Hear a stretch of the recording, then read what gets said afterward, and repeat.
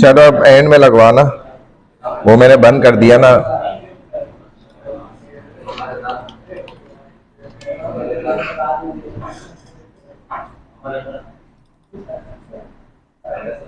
अच्छा जी, अल्हम्दुलिल्लाह वहदा वस्सलातु वस्सलामु अला मल्ला नबिय्या बादा अम्मा बाद फाउज़ु बिल्लाहि मिनश शैतानिर रजीम बिस्मिल्लाहिर रहमानिर रहीम हम्दन कसीरन तय्यिबन मुबारकन फी रब्बिश्रह ली सदरी व यस्सिर ली अमरी वहलुल उक़दतम मिन लिसानी यफ़क़हू क़ौली रब्बी यस्सिर वला तुअस्सिर व तम्मिम बिल खैर व बिका नस्तईन या फत्ताहु या फत्ताहु या फत्ताह। हमारी बात चल रही थी ह्यूमन राइट्स पर ना। ह्यूमन राइट्स में ह्यूमन राइट्स हो गया था एक, तो दूसरा राइट्स ऑफ इक्वलिटी पे चल रहे थे शायद, इसके बाद वुमेन राइट्स है। राइट्स ऑफ इक्वलिटी कंप्लीट हो गया था, याद है नहीं है? राइट्स ऑफ इक्वलिटी जिसमें 7 people at day of judgment under the shade of Allah throne, 7 लोग जो अल्लाह के अर्श के साए के नीचे होंगे क़यामत के रोज, मैंने बताए थे आपको, याद होगा। उससे आगे जो है ये, अब पता नहीं इसकी स्लाइड्स कंप्लीट हुई या नहीं हुई है, क्या हो गया भाई? ये थी वो,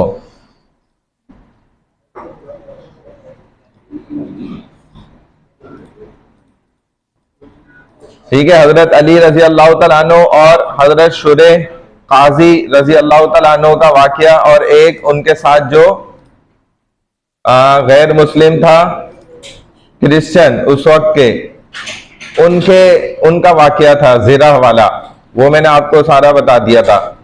अब वुमेन राइट्स देखो, खवातीन के हुकूक। इस्लाम वो वाहिद दीन है जिसने औरतों को सबसे पहले हुकूक दिए, और औरतों के हुकूक की बात इस्लाम ने ही करी। पूरी कायनात में तमाम मज़ाहिब के अंदर किसी मजहब ने किसी मजहब ने इस्लाम के अलावा औरतों के हुकूक की राइट्स की कहीं पे बात नहीं करी है। सबसे ज्यादा जो राइट्स की बात की है वो इस्लाम ने की है, और आज औरत को इस बात पे उभारा जाता है कि आप जो है अपने हुकूक मांगे। वालेकुम सलाम। हालांकि उसको असल हुकूक तो बावर ही इस्लाम ने कराए। इस्लाम ने तो वाज़ेह किया कि औरत के हुकूक होते हैं, वरना औरत को इस्लाम के आने से पहले एक गिरी पड़ी चीज समझा जाता था और एक माल की चीज समझते थे, जिंदा दरगोर कर देते थे, क्योंकि ये नो इन्वेस्टमेंट थी, मैंने आपको बताया था। और लड़का फुल इन्वेस्टमेंट, थोड़ा सा इन्वेस्टमेंट और फुल प्रॉफिट होता था। औरत फुल इन्वेस्टमेंट होती थी, नो प्रॉफिट। ठीक है ना? क्या मतलब कि जब पैदा होगी तो उस पर खर्च किया जाएगा, जवान होगी शादी होगी चली जाएगी, नुकसान है। उल्टा उसके साथ जहेज और पता नहीं क्या कुछ देना पड़ेगा। इस जमाने जाहिलियत की सोच थी, और आज के जमाने में वो सोच लौट कर आ चुकी है।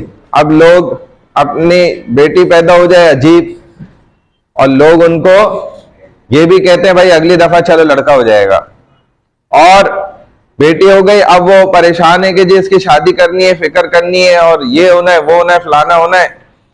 हालांकि लड़कों से ज्यादा जो है वो बेटी वालिदैन के ज्यादा काम आती है, और ये हमें नजर भी आ रहा है। लेकिन वो जहालत के जमाने की सोच लौट कर आ गई।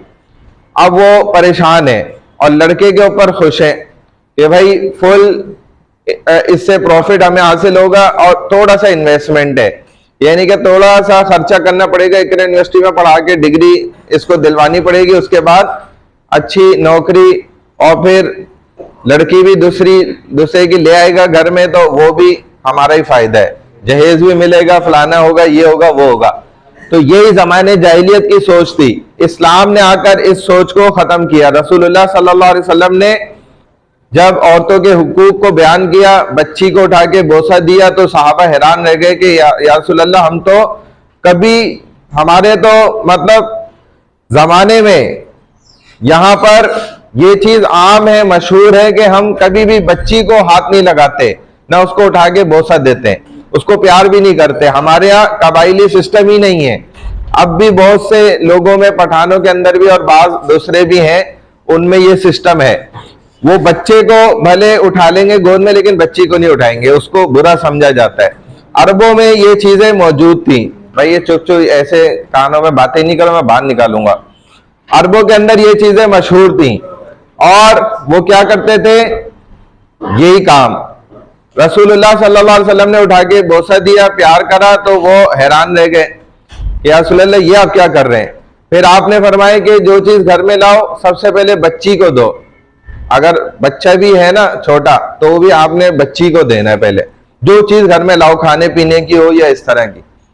फिर आपने फरमाया कि जिसकी 4 बेटी हैं उसने उसको पाला पोसा, दीनी तरबियत दी, दीन का इल्म सिखाया और उसकी अच्छी जगह शादी कर दी, तो उस वक्त जन्नत वाजिब हो गई। साहबा ने बोला या रसूलल्लाह अगर 3 हो, तो आपने फरमाया 3 में भी यही हुक्म है। फरमाया 2 हो, तो कहा यही हुक्म है। फिर एक साहबी ने कहा या रसूलल्लाह एक ही बेटी हो किसी की, तो कहा यही हुक्म है। तो साहबा के बड़े वाकयात हैं, उन्होंने अपनी बच्चियों को जिंदा अपने हाथों से उंगली पकड़ के भी एक साहबी लेकर गए और उसको कब्र खोद के दफना के आए, और फिर रोया करते थे रसूलुल्लाह सल्लल्लाहु अलैहि वसल्लम के सामने कि हमने जमाने जाहिलियत के अंदर कैसे खतरनाक काम किए हैं, तो या रसूलल्लाह माफ होंगे। तो नबी अलैहिस्सलाम ने फरमाया तुमने इस्लाम कबूल किया है, इस वजह से माफ होंगे, वरना माफ नहीं होते, ये गुनाह बड़े खतरनाक है। तो वाकई जो गैर मुस्लिम है वो जितने बड़े बड़े गुनाह कर लें, तौबा कर लें, नहीं माफ होते, क्योंकि वो मुसलमान नहीं है। इस्लाम में है ये कॉन्सेप्ट। तो इस्लाम ने असल औरत को, बच्ची को हुकूक अदा किए। नबी अलैहिस्सलाम ने कहा तुम इसको जिंदा दरगोर करते हो, अल्लाह ने तो पैरों में, इसके कदमों में जन्नत को रखा है। ये किसने सारी बातें की? इनहेरिटेंस के अंदर जो विरासत होती है, औरत को हक किसने दिया? रसूलुल्लाह ने दिया, अल्लाह ने दिया, दीन इस्लाम ने दिया। किसी गैर मजहब के अंदर नहीं था ये, ना वो बात करते थे, उन्होंने औरत को और ज्यादा दबाया था, उसकी इज्जत बिल्कुल भी नहीं थी, उसको बस गुलाम ही समझा जाता था।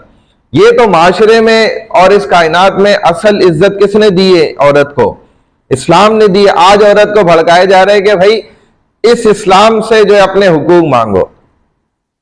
कौन से हक चाहिए भाई? समझदार औरत को जब कहा गया कि आपको बराबरी का हक चाहिए, मुसावी, इक्वल, मर्द के शाना बशाना, वो समझदार थी, बापर्दा थी, उसने कहा पागल हो गए, मुझे नहीं चाहिए, क्योंकि बराबरी, इक्वलिटी के अंदर औरत फंस जाएगी। एक दफा गाड़ी पंचर होगी, मर्द उतर के पंचर लगाएगा, अगली दफा बीवी को बोलेगा चल भाई आजा, इक्वलिटी है ना, अब तुम पंचर लगाओ। एक दफा खुद भारी सामान उठाएगा, अगली दफा बोलेगा उठाएं जी, आ जाए। बात समझ आ रही है? तो हर जगह पे अगर बराबरी करोगे तो औरत का ज्यादा हक मारा जाएगा बेचारी का, उसका तो फिर माल के अंदर भी उसका आधा हक हो जाएगा, बराबर हो जाएगा मर्द के, और मर्द के पास कम होता है। पूरी क्लास में 4 लड़कियां बैठी हुई, इन चारों से मैं इधर ये बात आपको अंगूठा लगा के भी कह सकता हूं कि इनके पास आपसे ज्यादा पैसा होगा, आप सबके पास इतना नहीं होगा। हालांकि आप लोग कमाते हैं, आपके सोर्स ऑफ इनकम ज्यादा समझ में आते हैं, आपके ज्यादा नहीं है, इनके ज्यादा है, और विदाउट एनी लॉस है। आपका तो लॉस भी होता है ना, प्रॉफिट भी है, लॉस भी है, इनका टोटल प्रॉफिट है।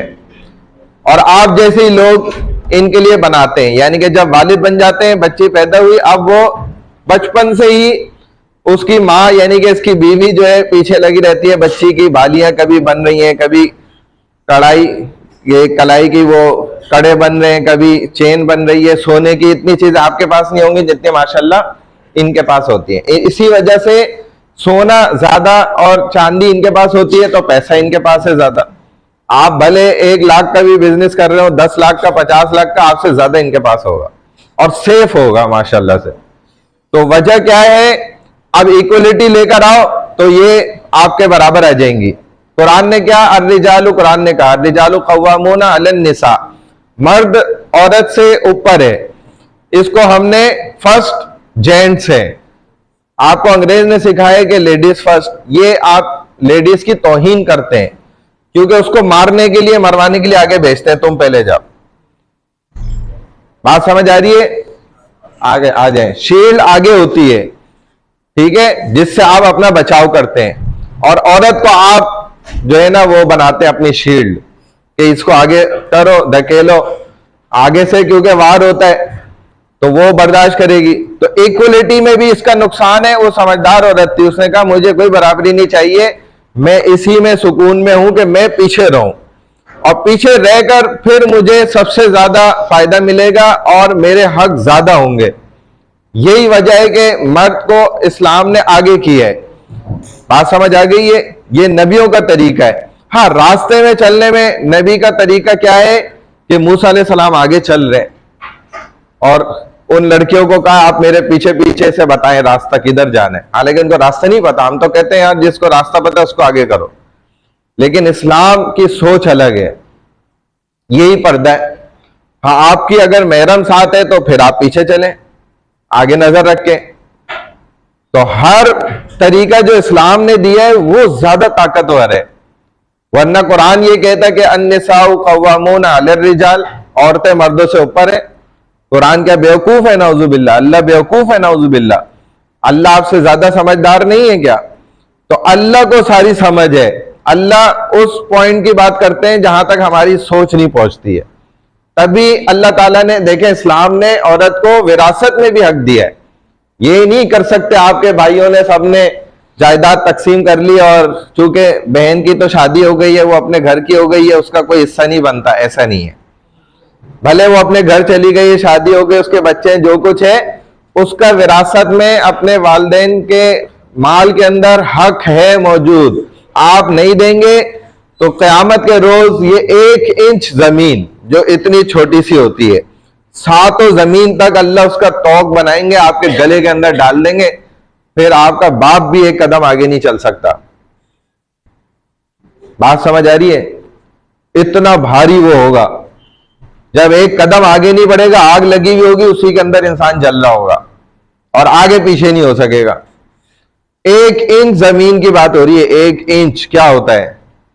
इसीलिए जो लोग हजारों फीट लोगों के गजब करके दुनिया में बैठे हुए और नहीं दे रहे, और हजारों रुपए या लाखों रुपए वो दबा के बैठे हुए उनके, और वो उनका हक है नहीं दे रहे, ये बहुत बड़े जालिम लोग हैं। इनकी बहुत खतरनाक पकड़ है। जो बहनों का हक नहीं अदा करते विरासत का, जो इस्लाम ने उनका हक बनाया है। तो इस्लाम से ज्यादा किसी ने औरत को हक दिए ही नहीं है। और हमारे सामने कभी कोई बात भी ना करे कि जी हमने बड़ा हक दिया है औरत को। आपने क्या हक दिया? अंग्रेज ने, यहूदी फरंगी ने औरतों को तो ऐसे पिंजरे का वो बना के और उसकी पीठ पर सवारी करते थे ये लोग। आपको इनकी हकीकत का पता नहीं है। इनके चेहरों पर पिंजरे बना के रखते थे कि ये खेतों में काम करती है, वहां से कुछ खा न ले। मुंह पे लोहा, जैसे कुत्ते के आप पट्टा बांधते हैं ना मुंह पे, वो काट न ले, ऐसा बना के औरत के, और उनसे काम कराते थे खेतों में। ये औरत को हक देंगे? ये ह्यूमैनिटी की बात करेंगे हमसे? इस्लाम ने दिया है असल हक। इस्लाम ने जो चीजें बताई हैं वो कहीं भी आपको नहीं मिलेंगी। तो औरत का यही सारा जो है ना इज्जत थी, बिल्कुल खत्म थी इस्लाम से पहले। और इस्लाम आने के बाद रसूलुल्लाह सल्लल्लाहु अलैहि वसल्लम ने उसको बेटी का भी हक दिया, औरत को मां बनने का भी हक दिया, फिर उसको शौहर बनने का भी हक दिया और बहन बनने का भी हक दिया। और उसके अलावा सारे हुकूक इस्लाम ने उसके समझाए कि देखो इसके अंदर तुम्हारी बादशाहत है कि तुम पर्दे के अंदर छुप कर रहो और अपनी हिफाजत करके रहो। अगर तुम ओपन हो जाओगी तो बस तुमने खुद अपनी हैसियत खो दी। एक लड़की जो शरी पर्दा कर रही है ना, उसके दोनों हाथ फ्री हैं, दोनों हाथों से वो सब काम करेगी। उसको कभी अपना दुपट्टा सही करने की जरूरत नहीं है, कभी अपना अबाया सही करने की जरूरत नहीं है, कभी उसको ये चीज संभालने की जरूरत नहीं है, कपड़े को यहां से वहां से, वो फुल टाइट जो है ना, उसके दोनों हाथ आजाद हैं। ये है आजादी। जिस बेचारी के हाथ ही आजाद नहीं है, वो कभी बाल को सही कर रही है, वो, मैं इन बच्चियों को नहीं कह रहा, जो बाहर है उनको कह रहा हूं। ये तो अच्छी बच्ची हैं, और कभी वो अपने कपड़े को सही कर रही है, कभी यहां से इसको सही कर रही है। ये आजादी है। आपके अपने हाथ आजाद नहीं है, आप पूरी दुनिया में कैसे आजाद फिरेंगे? इस्लाम ने जो आपको आजादी दी है ना छुपाकर, इससे बड़ी, और ये इंसान को पता है कि जो चीज डब्बे से बाहर है उसकी क्या हैसियत है और डब्बा पे की क्या हैसियत है। जो डब्बे के अंदर चीज है ना, इंसान को वो लगी रहती है कि भाई इसमें मैं चेक करूं मेरा क्या तोहफा है, क्या मौजूद है इसके अंदर। अल्लाह ने आपको ऐसे छुपाया। हमने मोबाइल की स्क्रीन के ऊपर प्रोटेक्टर क्यों लगाया, पीछे क्यों नहीं लगाया? क्योंकि पता है गिरेगा तो स्क्रीन बचानी है। तो शरीयत इस्लाम ने प्रोटेक्टर दिया, ये अपनी आजादी को प्रोटेक्ट कर लो, अपनी इज्जत को प्रोटेक्ट कर लो, अपने हुस्न को, खूबसूरती को अल्लाह के लिए प्रोटेक्ट कर लो, तो अल्लाह फिर तुम्हें अपना आप दिखाएंगे क़यामत के रोज। वरना हदीस में आता है अल्लाह उस औरत को जो अपना चेहरा दुनिया में नहीं छुपाती, अल्लाह उसको अपना चेहरा कभी नहीं दिखाएंगे। अगर वो गलती से जन्नत में चली भी गई तब भी उसको अनलिमिटेड लाइफ में कभी अल्लाह अपना चेहरा का दीदार नहीं कराएंगे। और जन्नत की सबसे बड़ी नेमत ही यही है कि जो इंसान अल्लाह को देख ले, अपने बनाने वाले को देख ले, ये जन्नत की सबसे बड़ी नेमत है, उससे महरूम रहेंगी वो। तो पर्दा कोई हल्का मामूली अमल नहीं है, ये इस्लाम शरीयत का बहुत ही ताकतवर अमल है। इसके पीछे आजादी छुपी हुई है, इसके पीछे असल हुस्न है, दिल का भी, दिमाग का भी, सोच का भी। तो ये जो एक आजकल थिंकिंग दी गई है ना, एक सोच पैदा कर दी गई है कि भाई इसके अंदर आजादी नहीं है, ये कौन सा दिमाग, ये कौन सी हरकतें, ये क्या बात हो गई, ये सब ड्रामा है।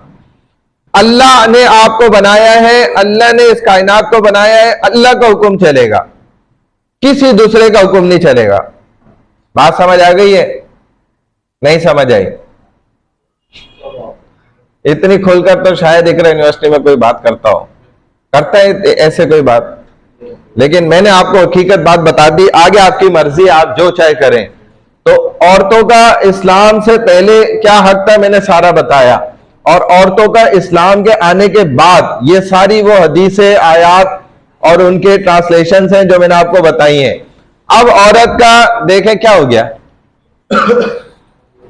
मुस्लिम वुमेन, अच्छा जो बांदी है ना वो पर्दा नहीं कर सकती, क्योंकि वो क्या है, आजाद नहीं है। इसीलिए हजरत उमर रजी अल्लाह तआला अन्हु ने एक बांदी बाजार से गुजर रही थी, पर्दा चेहरा छुपा दी थी, और उसको उन्होंने छड़ी से मार के पर्दा हटवा दिया कि तू पर्दा नहीं कर सकती, तू बांदी है, गुलाम है। अब जो पर्दा नहीं कर रही, आप खुद कॉन्सेप्ट समझ लें क्या है। जो माफी है हमारे यहां मुआशरे में, ये तो चलो फिर भी नहीं है, बांदी नहीं है, ये इनको भी पर्दा करना चाहिए, इनके ऊपर भी पर्दा करना लाजिम है। जो ट्रांसजेंडर्स हैं, जो फीमेल की तरफ गालिब है, उनको भी पर्दा करना बनता है कि उनका चेहरा औरत की मानिंद है, उनका जैसा औरत की मानिंद है, उन पर भी चेहरा करना फर्ज है। और ये कोई सुन्नत तरीका नहीं है, ये फर्ज है, ये लाजिम है। यानी हर लम्हे का गुनाह मिल रहा है अगर चेहरा खुला हुआ है। मर्द का अगर हर लम्हे का सर ढका हुआ नहीं है, उसको गुनाह मिल रहा है, हर सेकंड गुनाह मिल रहा है अगर उसका ये सर नहीं ढका हुआ, हर सेकंड उसको गुनाह मिल रहा है। हर सेकंड में तुम्हारे सारे हेयर स्टाइल गए, खत्म। तुमने अपने इस, क्योंकि तुम फिर वहीं लग जाओगे, दीन से तो तुम हाथ धो दोगे, हाथ तुम दूर हो जाओगे दीन से। ये ऑटोमेटिक सिस्टम है। अगर आपके ये चेहरा, ये अगर सर नहीं ढका हुआ, आप ये बालों के चक्कर में पड़ जाएंगे, फिर आप कोई भी काम सही से नहीं कर सकते दुनिया का। दीन का तो छोड़ें, दीन का काम करना, आप देखें मदारिस में बच्चों को गंजा कर देते हैं ताकि ये टेंशन ही मुक जाए। वो गंजे होते हैं, उनको बाल की कोई फिक्र ही नहीं करनी। वरना आप अगर बाल बढ़ाएंगे, आप उसको केयर करनी, उसका ख्याल रखना, आप वहीं लग जाएंगे। मना कर दिया इसीलिए। तो ये इस्लाम का तरीका, हर सेकंड गुनाह मिल रहा है अगर आपने सर नहीं ढका हुआ, और ये लाजिम है, ये जरूरी चीज है, क्योंकि आपके रसूल ने किया है। सिर्फ उम्रा और हज के मौके पे आपने इस अमल को छोड़ा है, उसके अलावा आपने तर्क नहीं किया। हाँ, किसने? नबी अलैहिस्सलाम ने जिहाद के रास्ते में बड़े बाल रखे, और 3 तरीके के बाल रखे नबी अलैहिस्सलाम ने, मैं आपको बता देता हूं।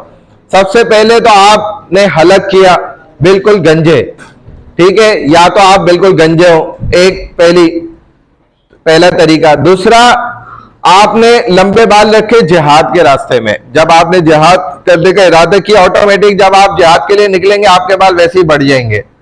3-3, 4-4 महीने जब आप जिहाद पर लड़ ले होंगे तो आपको बालों की क्या फिक्र होगी, वो तो ऑटोमेटिक बढ़ते रहेंगे। बस आपने उसको साफ सुथरा रखना है। फिर आपके पास और क्या काम है? आपने लड़ना है, बालों को साफ सुथरा रखना है, खाना पीना है, लड़ते रहना है, बस इबादत करनी है, और आपके पास कोई बड़ा काम नहीं है, यही बड़ा काम है।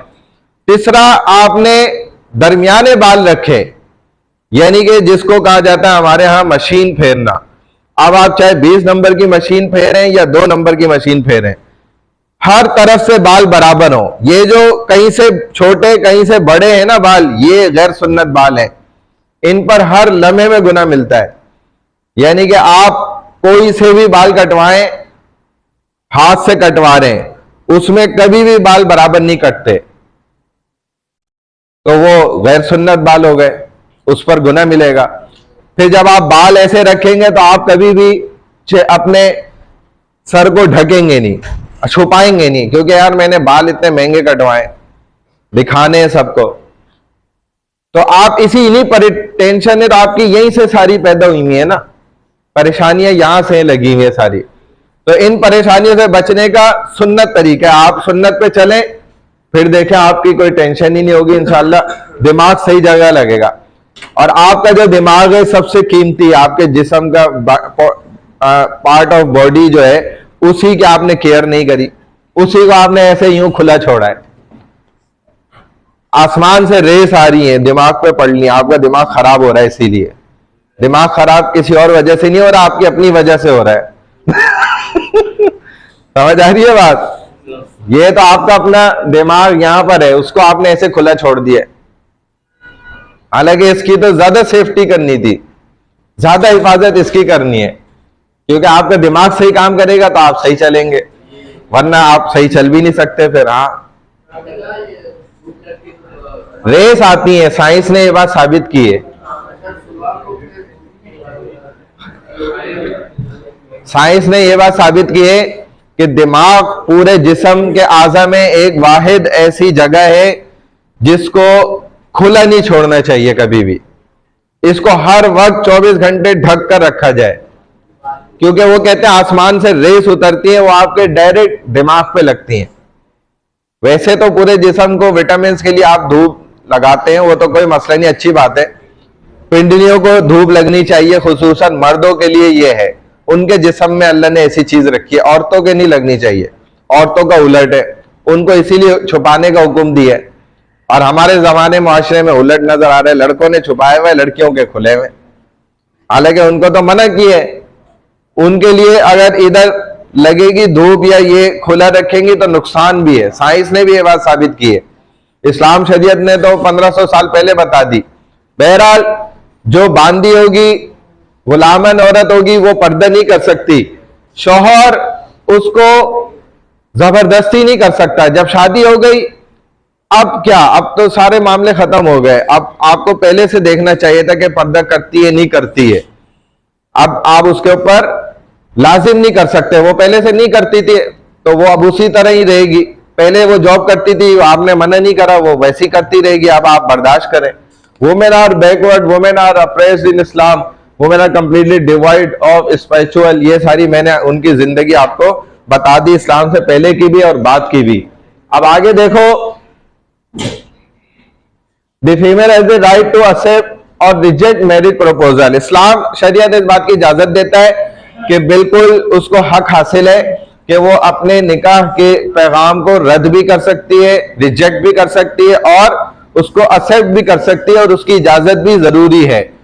अगर उसकी इजाजत, इनका मोबाइल ले लो, अगर उसकी इजाजत नहीं ली जाएगी तो शरअन ये गुनाह का अमल है। इसीलिए बड़ों पर यह लाजिम है कि उसकी इजाजत जरूर होनी चाहिए। इसी तरह जिस तरह लड़की की या लड़के की इजाजत जरूरी है, इसी तरह उसके वालिदैन की भी इजाजत जरूरी है। वालिदैन से भी इजाजत लेनी चाहिए। जो भागकर शादियां कर लेते हैं, ये खुद अपनी जिंदगी खराब करते हैं। इसीलिए चाहिए कि ये अपने बड़ों को राजी करें, भले उसमें थोड़ा बहुत वक्त लग जाए, बर्दाश्त करें और उनकी रजामंदी के साथ ही निकाह करें। Her consent in prescribed to the validity of the marital contract according to the prophet teaching. नबी अलैहिस्सलाम की जो तालीमात है, मैंने आपको पहले बताया भी था कि आदमी 4 वजह से या औरत निकाह करते हैं, माल दौलत की वजह से, खूबसूरती की वजह से, या हसब नसब जात की वजह से, या दीनदारी की वजह से। ये क्या कर रहे हैं नीचे, आप क्या कर रहे हैं? तो जो नबी अलैहिस्सलाम ने तालीमात दी है उसके एन मुताबिक अगर बाकरा है, दोशीज़ा है और नाबालिगा है तो उसका निकाह वली की इजाजत के बगैर नहीं होगा। और अगर वो बालिग है, अंडर एज नहीं है, बालिग कौन +18 नहीं, बल्कि जो बलूगत के उस पर निशानात जाहिर हो गए लड़की पे, तो ये बालिग हो गई। अब ये बगैर वली के भी निकाह कर सकती है, इसके लिए जायज है शरअन। ठीक है भाई, ये मसला आपको पता होना जरूरी है और यही मसला है। तो अगर वो बालिग है, अपनी मर्जी से निकाह कर सकती है, वली की इजाजत के बगैर भी उसका निकाह शरअन दुरुस्त हो जाता है। इसी तरह अपनी जो फैमिली है, जो बच्चे पैदा हो रहे हैं, उनके नाम वो रख सकती है। ऐसा नहीं है कि औरत नाम नहीं रख सकती। अगर खूबसूरत अच्छा नाम वो बता रही है, रखना चाहती है, तो उसको इजाजत है। Right to a separate home, वो अलग घर का मुतालबा कर सकती है, अलग 4 दीवारी का। लेकिन ख्वाहिशात वाला घर की का वो नहीं कर सकती मुतालबा, बल्कि जरूरत वाले घर का मुतालबा कर सकती है। जरूरत वाला घर क्या है? हजरत आयशा रजी अल्लाह तआला अन्हा वाला घर, जो हुजरा आपने सूरह हुजरात में पढ़ा है, मैंने बताया था कि जिसमें इस वक्त 3 लोग सिर्फ मदफून है और जगह खत्म हो गई है। बस ये 4 दीवारी जिसमें हजरत आयशा ने रसूलुल्लाह सल्लल्लाहु अलैहि वसल्लम के साथ जिंदगी गुजारी, ये जरूरत वाला घर है।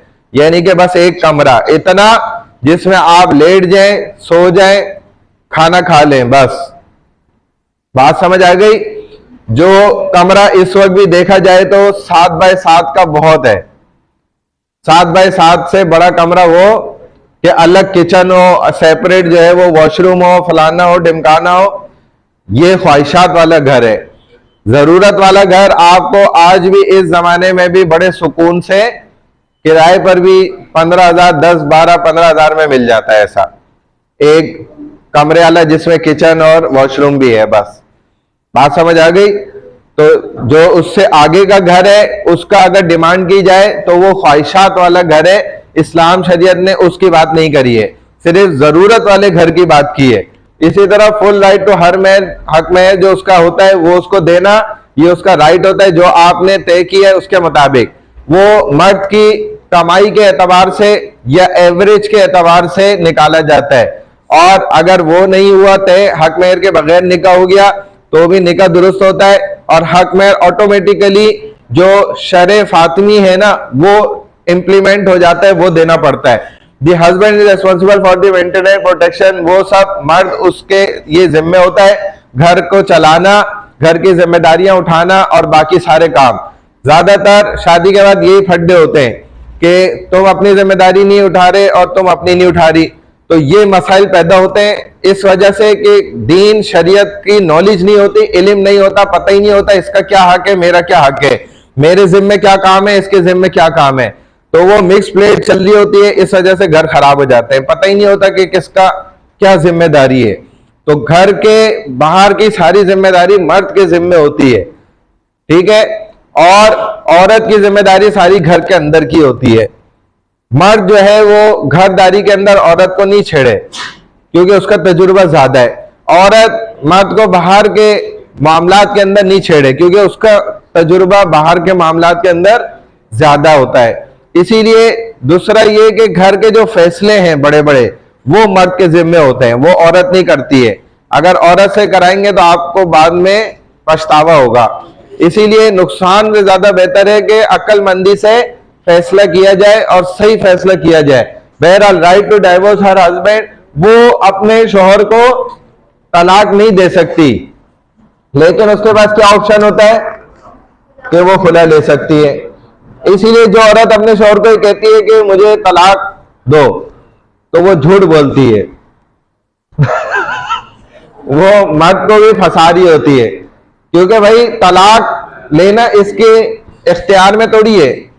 औरत कभी भी तलाक नहीं ले सकती, ठीक है ना, और मर्द उसको दे भी नहीं सकता। हाँ, ये खुला ले सकती है, उसके पास क्या ऑप्शन है कि वो खुला ले सकती है। ठीक है, वो ये कहेगी कि भाई मुझे खुला चाहिए बस, और मैं खुला दायर कर रही हूं, खत्म, बात आ जाए। तो ऑप्शन इस्लाम ने दिया है उसको। जब वो ये कह रही है कि आप मुझे तलाक दो, तो भाई वो क्यों दे, वो उसको थोड़ी कोई तकलीफ है या परेशानी है, और वो क्यों दे आपको? जब आपको चाहिए तो आप खुला ले जाएं, उसी से खुला मांग लें। और कम से कम शौहर का उसको खुला की सूरत में बोल देना या लिख देना या दस्तखत कर देना उन कागजों पर जरूरी है। उसके बगैर अगर औरत जाके कोर्ट से डिग्री जारी करा लेती है, खुला ले लेती है, वो खुला इंप्लीमेंट नहीं होती है शरन, वो जायज ही नहीं है, वो होती ही नहीं है दुरुस्त। और ये उसकी बीवी रहती है, अगरचे वो इद्दत गुजार के अपनी तरफ से दूसरी जगह निकाह भी कर ले, शादी भी कर ले, तो वो गुनाह का काम करेगी। सिर्फ जाकर कोर्ट से जो औरतें ले लेती हैं खुला, वो लागू नहीं होती, कानूनन हमारे यहाँ दे दी जाती है, लेकिन वो गलत है। उलमा इस पे बहुत शुरू से इस पर फतवा दे चुके हैं कि ये गलत अमल हो रहा है पाकिस्तान के अंदर। बात समझ आ गई? इसीलिए शौहर, क्योंकि आपने ये एग्रीमेंट किया था अपने शौहर के साथ, ये आपका एग्रीमेंट किसके साथ हुआ था? अगर तो जज के साथ हुआ था तो जाओ उससे ले लो खुला, जज से तो नहीं हुआ था ना। आपका निकाह किससे हुआ था? अपने शौहर से हुआ था ना। तो शौहर, ये एक बिजनेस हम दोनों ने किया, तो उस बिजनेस से फायदा भी हम उठाएंगे और नुकसान भी हम उठाएंगे। उसको शुरू भी हमने किया है तो खत्म भी हम ही करेंगे। आप आकर नहीं कर सकते, चाहे आप चीफ जस्टिस हो, आप नहीं कर सकते। ये इस्लाम खुद कहता है, ये इस्लाम का कानून है। ठीक है, इस मामले को खत्म कराने के लिए क्या करना पड़ेगा? हम दोनों को ही आपस में खत्म करना होगा।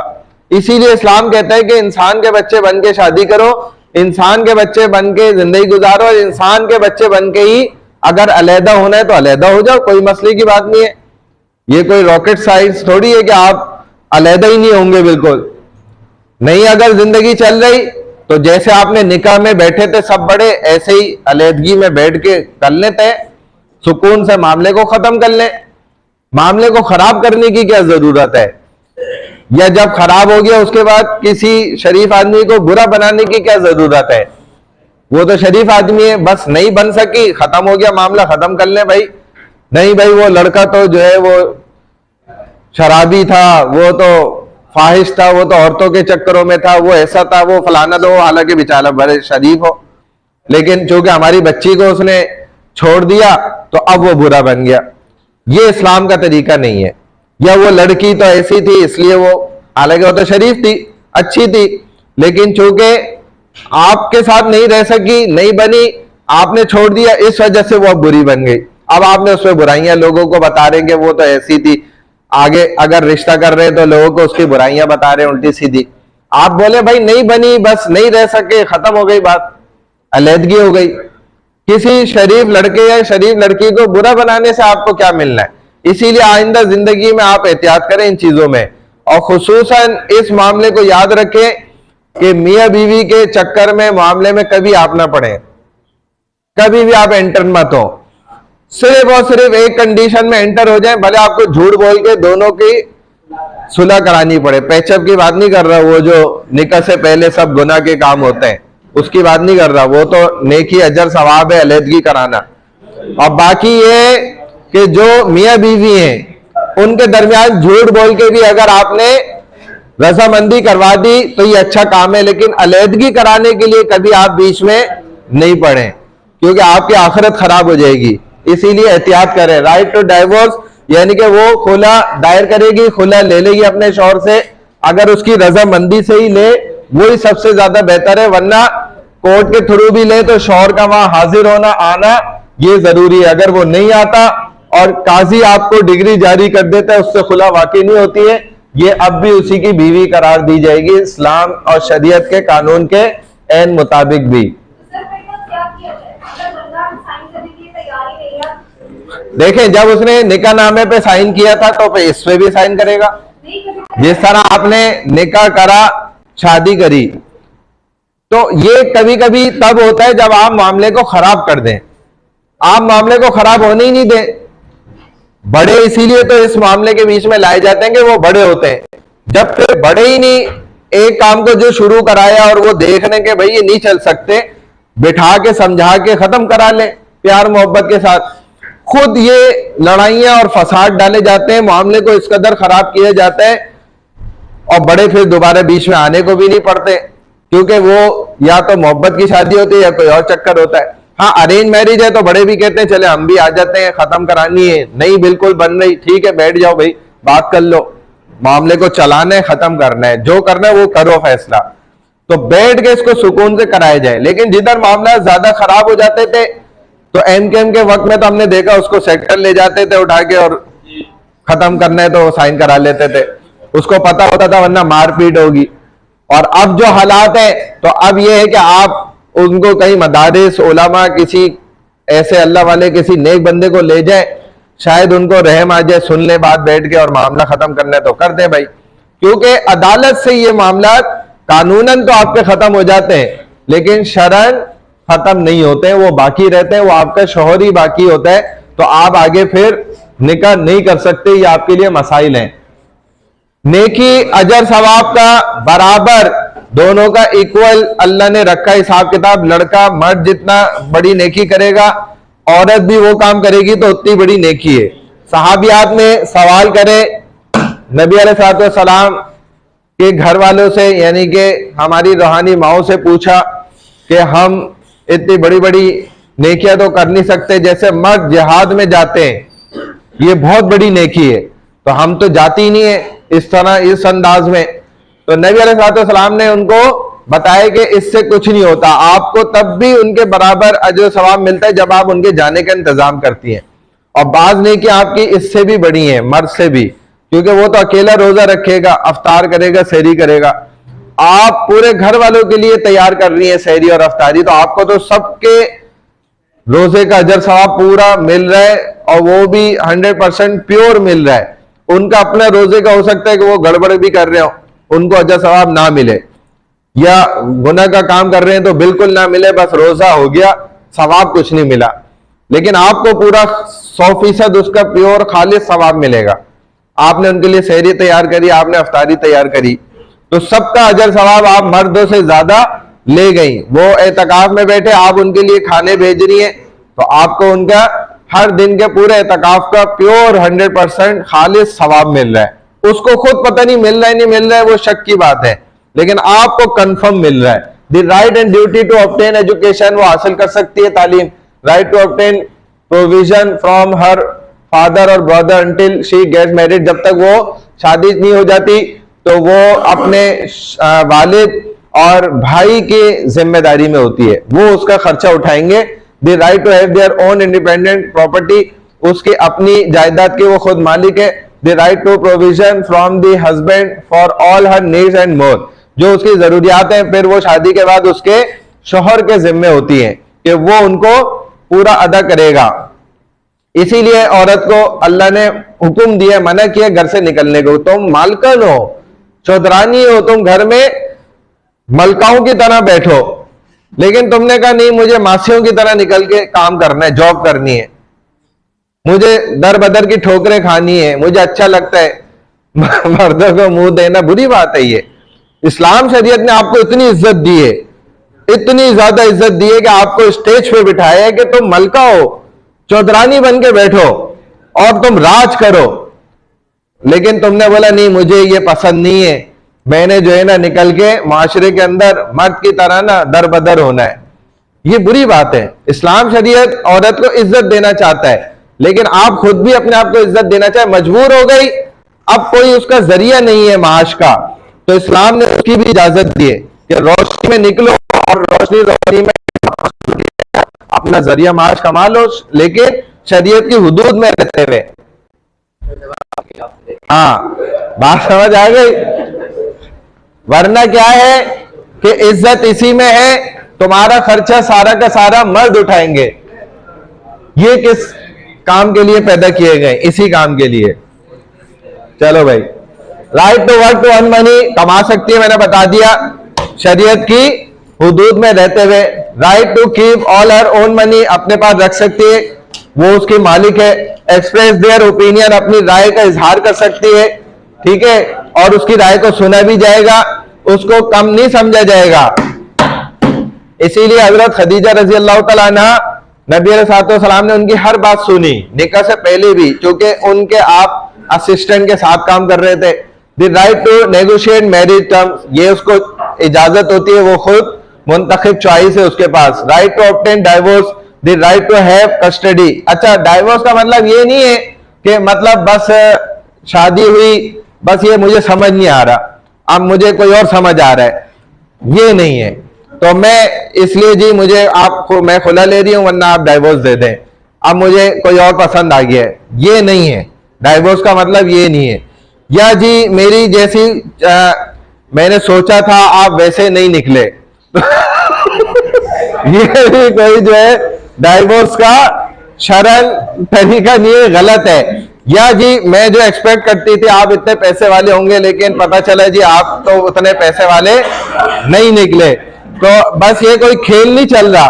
डाइवोर्स इस वजह से क्लेम नहीं किया जा सकता कि भाई मुझे तलाक दे दो या मैं खुला ले रही हूं जाके, ये नहीं होता। या मेरा दिल भर गया है, तो ये भी चीज नहीं है।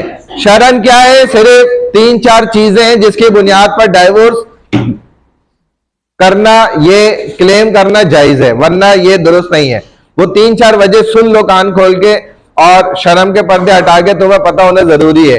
पहली वजह क्या है कि भाई मर्द के अंदर ताकत नहीं है, वो जो सुकून वाले मामला शरीयत ने रखे हैं वो अदा नहीं कर सकता, तो शरीयत ने फिर ये कहा है कि औरत इसको 1 साल का वक्त दे दे, भाई अपना इलाज मुआवजा करा लो, कोशिश कर लो, अल्लाह ताला तंदुरुस्ती दे दे, सेहत दे दे, मुमकिन है। तो अगर 1 साल उसका इलाज का मौका दे देती है, उसके बाद भी वो तंदुरुस्त नहीं होता और इसका हक अदा नहीं कर पा रहा, तो शरीयत कहती है कि अलहदगी कर लो, जायज है। औरत क्लेम कर सकती है कि भाई चूंकि इसकी मर्दाना ताकत खत्म है इस वजह से।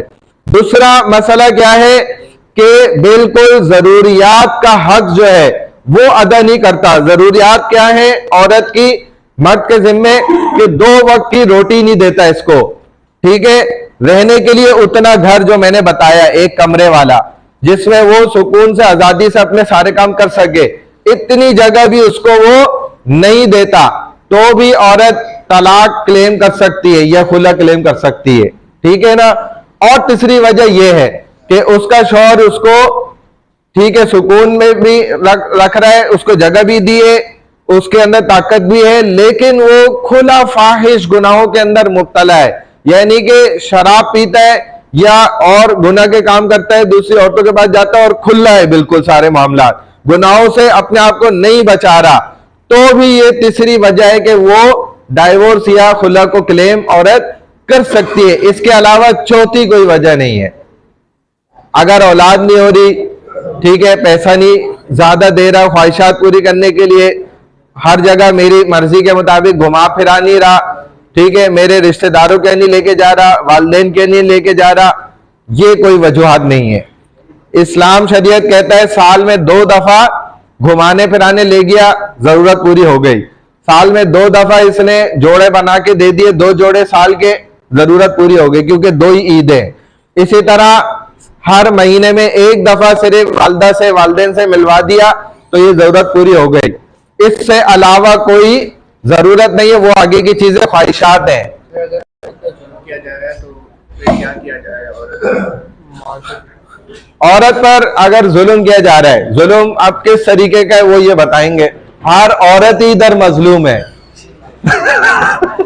इधर कोई औरत सिवाय मौलवियों की बीवियों के, आप पूछ लें जाके, सर्वे करें, मेरी बात पे यकीन ना करें, आप खुद सर्वे कर लें। अगर आपकी इतनी हैसियत है, आप अपनी औरत को तो लेके कर सकते हैं ना कि भाई तुम मौलवी की औरत से पूछो, जरा उसकी घरवाली से पूछो भाई कैसा है घर में मामला।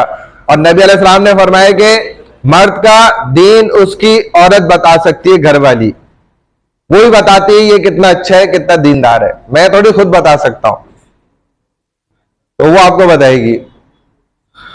एक जगह मैं कहीं हॉस्पिटल में था, मेरी घरवाली साथ थी, इकरा यूनिवर्सिटी की बच्चियां कुछ उधर खड़ी हुई थी, उन्होंने मुझे पहचाना, अरे सर आप इधर, ये वो। मैंने उसको नहीं पहचाना था, उन बच्चों को उन्होंने 10 साल पहले पढ़ा था। मैंने कहा हाँ वो जरा घरवाली का वो था, तबीयत जरा ऐसी थी तो मैं ले आया था, यहाँ ड्रिप लगी हुई थी उनको। तो मैंने कहा मिल लो तुम, जाओ। तो वो अंदर रूम में गई, मिली, मैं भी आ गया, बैठ गया, बातचीत हुई। तो उस बच्ची ने सबसे पहला सवाल मेरी घरवाली से यही करा कि ये कैसे हैं, आपका ख्याल नहीं रखते हैं क्या?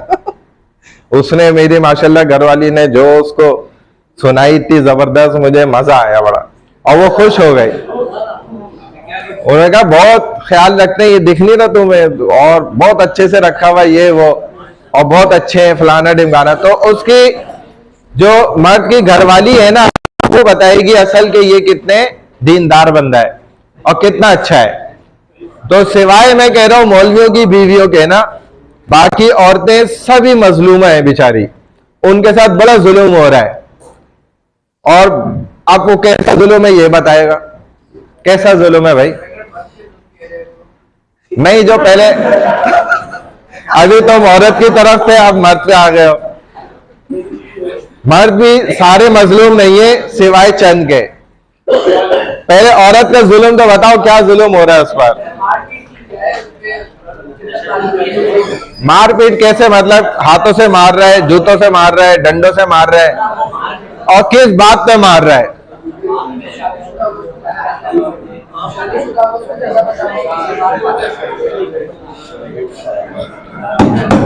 अब देखो, इसकी बीवी है और पड़ोसी मर्द के साथ खड़ी हुई बातें कर रही है, गुलछड़े उड़ा रही है, फिर उसने पकड़ के मारे, तो अब आप क्या बोलेंगे? तो सही मारा ना उसने, तो आप क्या बोलेंगे? मैं अपनी बात नहीं कह रहा कि मैं क्या कहूंगा। हाथ उठाना तो सही है, ये देखो, ये देखो, दोनों भी उठा लिए। हाथ उठा के मारना पूछो ना पूरा। अब बाल लोग बगैर उठाए भी मारते हैं। जरूरी तो भी उठाना ही जरूरी है हाथ।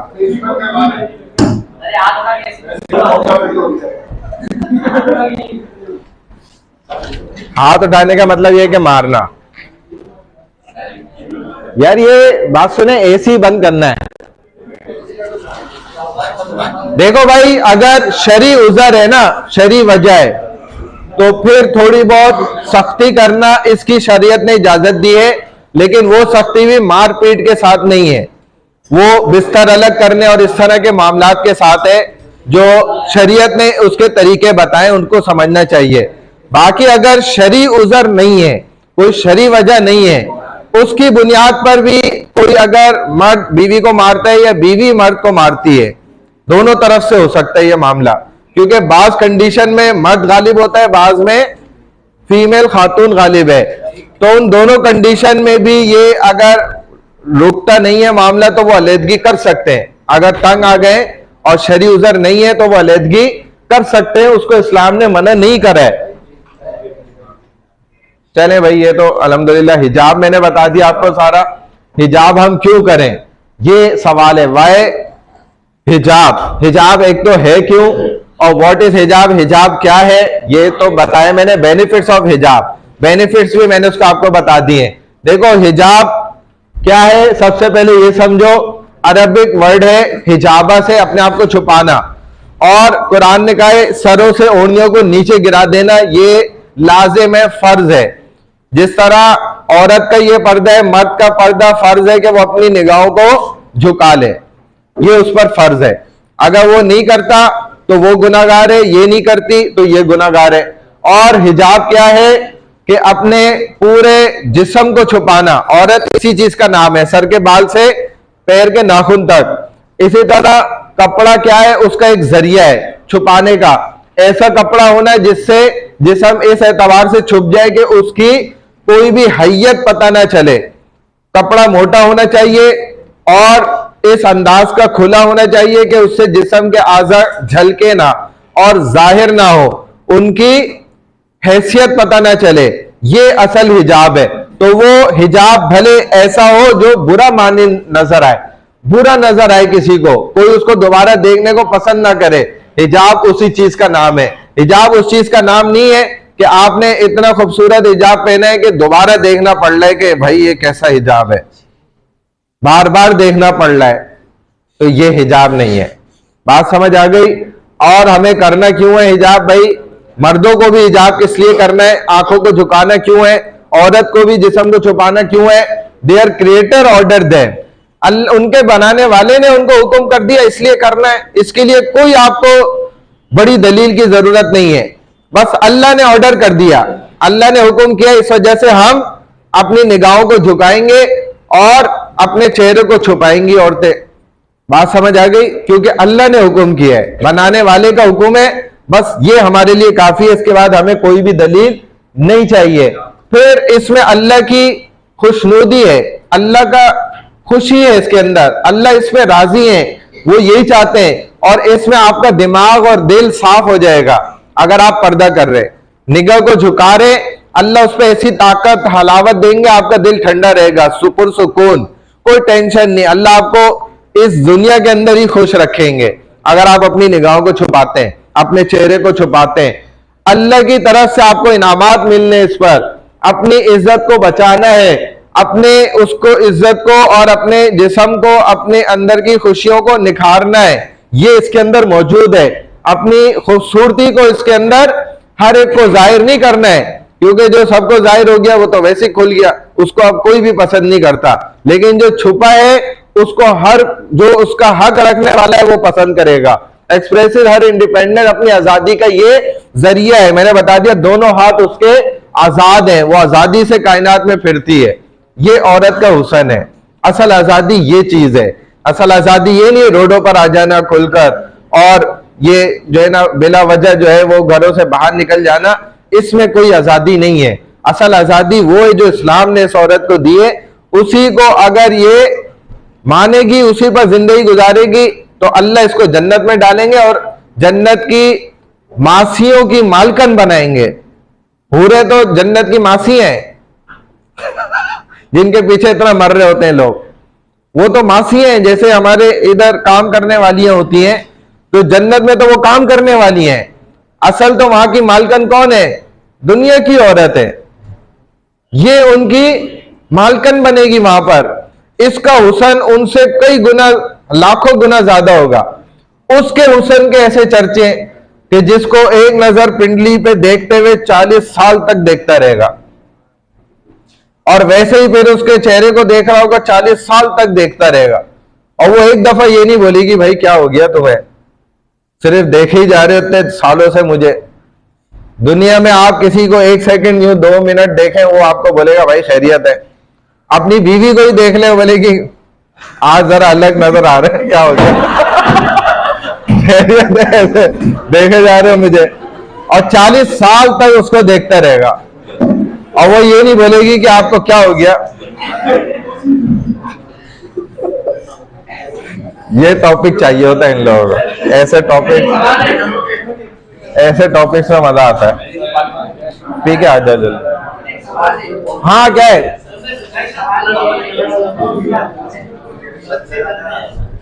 जल्दी करो सवाल। 70? अच्छा,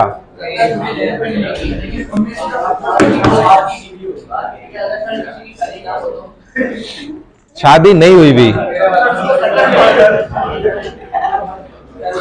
भाई। इनका सवाल एक ये है जो हमारे माशरे में मशहूर है, ये बात बहुत ज्यादा, कि जन्नत में 70 हूरें मिलेंगी और उनकी जो मालकन होगी वो इसकी जो दुनिया की बीवी होगी ना वो होगी। तो इसमें बहरहाल पहली बात तो ये है कि ये 70 हूरों वाली बात जो है ना सिर्फ फैला दी गई है बहुत ज्यादा। ये उसको जिसका जो नियत है, इरादा है, हो सकता है उसको मिल जाए, लेकिन हमने तो भाई ये तक पढ़ा है और सुना है और हदीसों के अंदर भी मौजूद है कि वहां अल्लाह सुब्हानहू व तआला ने बेइंतहा नेमतें रखी हैं। सिर्फ ये एक ही नेमत नहीं है, और भी हैं बड़ी बड़ी नेमतें, और ये कोई मखसूस तादाद नहीं है, ये तो कहने समझाने के लिए है, वरना इससे ज्यादा भी है। तो बहरहाल ये बात अपनी जगह है कि जो अगर दुनिया में किसी की नई भी शादी हुई तो जन्नत में भी उसकी शादी मुमकिन है। वो अगर दुनिया में किसी से करना चाहता था तो अल्लाह ये सारे ऑप्शन जन्नत के अंदर देंगे। इसी बात का नाम जन्नत है, ठीक है। वहां उसको ऑप्शन मिल जाएगा। वो अगर दुनिया की औरत से जिससे शादी करना चाहता था, वो फिर अगर उधर राजी होगी तो उसकी शादी वहां भी हो जाएगी, कोई मसले की बात नहीं है। तो बहरहाल जन्नत नाम ही तमाम अनगिनत नेमतों का है। और ये 70 वाली काउंटिंग ऐसे मशहूर है, इसकी कोई हकीकत नहीं है इतनी ज्यादा।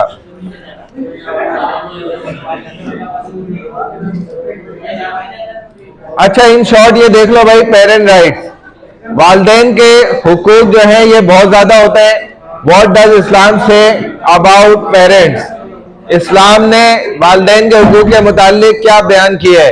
तो देखें, अल्लाह ताला फरमाते, हुक्म देते हैं कि if there or both of them reach old age with you, say not to them soa much as nor scold them, उनको झिड़को नहीं। फला तकुल लहुमा उफ्फियों वला तनहरुमा वकुल लहुमा कौलन करीमा। जैसे उन्होंने बचपन में तुम्हें दोनों बाजू फैला के नरम मिजाजी के साथ गले लगाया, तुम्हें परवान चढ़ाया, अब वो बूढ़े हो गए, अब तुमने उनको झिड़कना नहीं है, उनके साथ बड़ी इज्जत और मोहब्बत के साथ पेश आना है। जन्नत में जाने के बाद भी ये परेशान होंगे, और जब तक अपने बच्चों से नहीं जन्नत में भी मुलाकात कर लेंगे, इनको चैन नहीं आएगा जन्नत के अंदर भी। इसीलिए अल्लाह ने कहा है कि इनके साथ नरमी के साथ पेश आओ और इनको उफ भी मत करो, क्योंकि इन्होंने तुम्हारे बचपन में तुम्हारे साथ भी उफ नहीं करा। तुमने एक ही चीज को 1000 बार भी पूछा, उन्होंने बताया, ठीक है, 1000 बार भी तुमने खराब किया, उन्होंने ठीक करा, लेकिन उन्होंने कभी तुम्हें तकलीफ नहीं होने दी। इसी तरह वालदेन के हुकूक में हम ज्यादातर माँ का हक बड़ा सुनते हैं, हालांकि इस्लाम शरीयत ने वालिद का भी बड़ा हक बयान किया है कि माँ ठीक है, अपनी जगह है, उसकी मोहब्बत और दुआ के कबूल होने में वो आगे है, बद्दुआ के कबूल होने में पीछे है। बद्दुआ जो है वालिद की पहले कबूल होती है। हमारे माशरे में माँ की मशहूर कर दी गई, माँ की बद्दुआ नहीं लगती, अगर लगती होती हम सब यहाँ नहीं बैठे होते। इसी तरह grateful to me and to both your parents, to me is the eventual coming, क्योंकि माँ तो बात बात पे बद्दुआ दे देती है, लेकिन वो दिल से नहीं देती, इसीलिए उसकी बद्दुआ कबूल भी नहीं होती है। लेकिन वालिद जो है वो बड़ी समझदारी से बद्दुआ देता है और वो फौरन कबूल होती है, और वो जन्नत का दरवाजा है।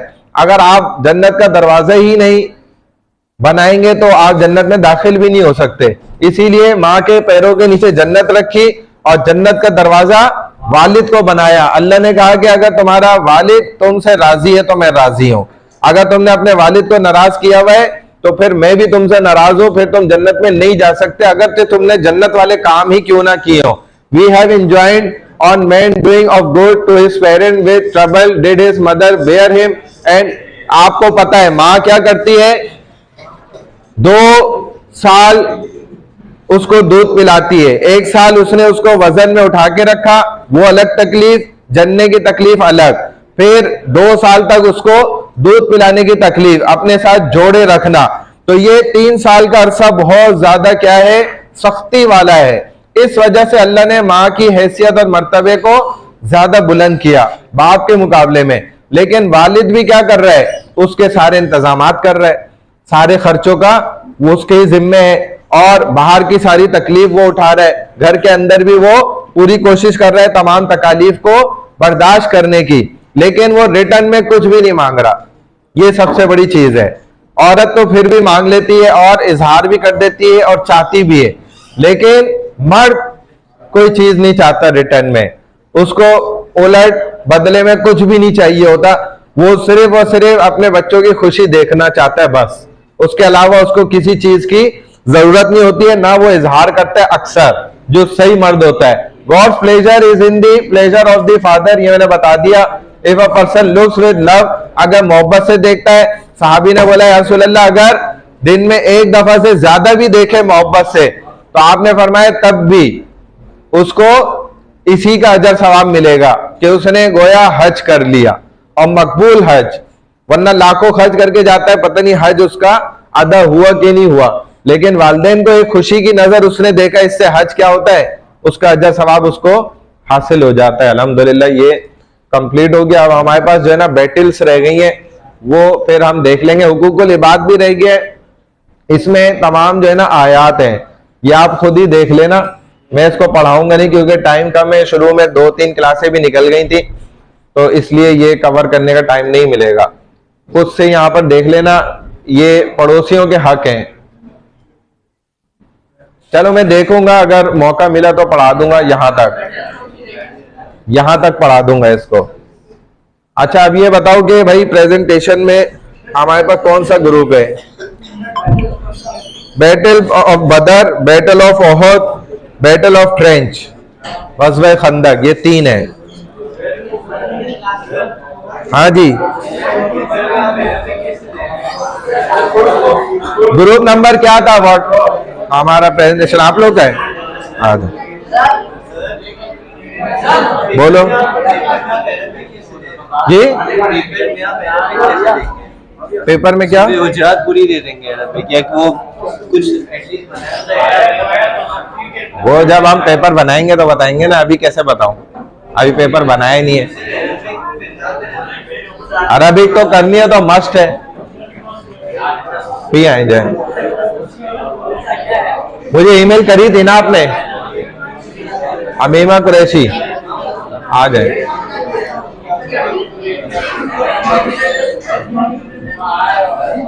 और है साथ में कोई? बुला ले। ग्रुप नंबर क्या है? 10।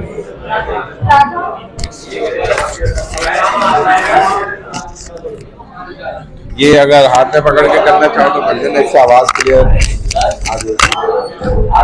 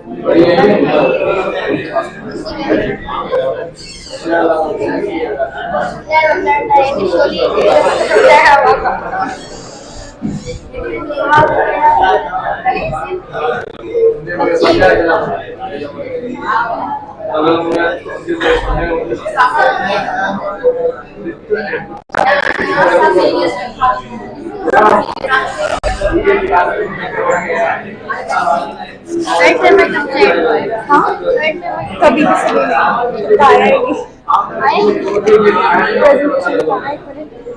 तुम्हारे ये दो थे ना, लाइफ में मैंने करना यार, इतना छोटा बंदा था यार। टेंशन नहीं ले, टेंशन वैसे तो थोड़ा गला खराब हो गया। Assalamu alaikum everyone.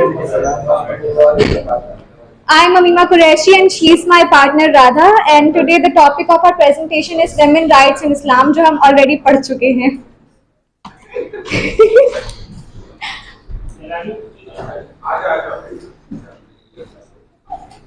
Before getting into the main topic, let's understand the term rights. In Urdu we call them hukuk.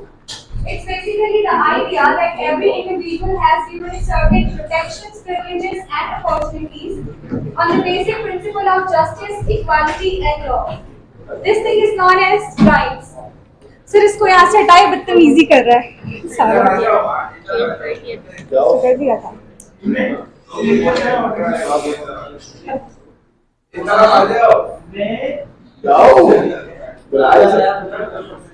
Islam focuses on the concept of rights for the well-being of humans. Islam teaches for the equitable treatment of all, irrespective of color, gender, race, social status, and religion. Justice, equality, and compassion are the integral teachings of Islam, so that the individuals are protected and respected. Women's rights in Islam. As we all know that women were considered as a property before Islam. People used to buy and sell them. They were in miserable condition. Islam challenged the stereotype and misconceptions about all those things. Quran states that Ya ayyuhan nasu ttaqu rabbakumul ladzi khalaqakum min nafsin wahida wa khalaqa minha zawjaha wa bassa minha rijalan kaseeran wa nisaa, which means that, O mankind, fear your Lord, who created you from one soul and created from it its mate and dispersed from both of them many men and women, and fear Allah through whom you ask one another and the wombs. Indeed, Allah is ever over you an observer. The verse emphasizes the common origin of both men and women from a single soul, which tells us the equality of both men and women in the eyes of God. Prophet Muhammad ﷺ said that women are the twin half of men. This hadith tells us that women are the complementary to men in the human experience. Islam promotes the fundamental principle of gender equality. In Quran, Allah Ta'ala said that وَلَهُنَّ مِثْلُ الَّذِي عَلَيْهِنَّ بِالْمَعْرُوفِ. Women have rights over men similar to those of rights men over women. औरतों के भी मर्दों पर वही हुकूक हैं जो मर्दों के औरतों पर हैं. Now I would like to call Radha to continue the presentation. Assalamualaikum.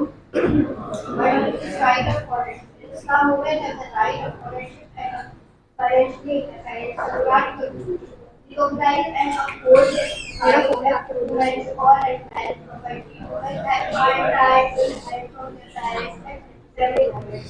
And they can independently own and control their wealth. This right is for economic development, all background and business access and like financial. Education and knowledge. The Prophet Muhammad ever says, the seeking of knowledge is opportunity for everybody. Applies university and college and more. Men and women have education. Islam encourages women to share knowledge.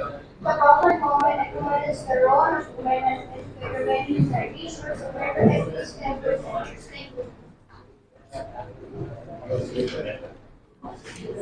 Marriage and family life. In Islam, women have specific rights and responsibilities as wives, and at the same time, they have obligation towards their husbands. Muhammad ﷺ said,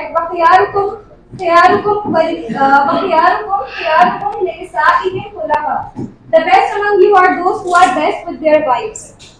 Hazrat Muhammad ﷺ used to treat his wives with kindness and love and compassion, so we should have to follow the sunnah of Prophet ﷺ, and we should treat our wives with kindness and respect and love. Husbands are encouraged to provide emotional support for their wives, and at the same time, मर्दों को भी चाहिए कि वो औरतों की जो है वो ओपिनियन को जो है वो फैमिली मैटर्स में जो है ऐड करें. कुरान जो है वो बताता है उसमें at the same time Quran में जो है वो औरतों को एक मर्दों की तरफ से गिफ्ट दिया है जिसको बोलते हैं महर. शादी के वक्त जो है वो देना पड़ता है हस्बैंड्स को महर. वो जो है औरत की पर्सनल प्रॉपर्टी होती है और ये इसलिए दिया जाता है ताकि जो है उसको जो है फाइनेंशियली जो है वो सेफगार्ड मिल सके.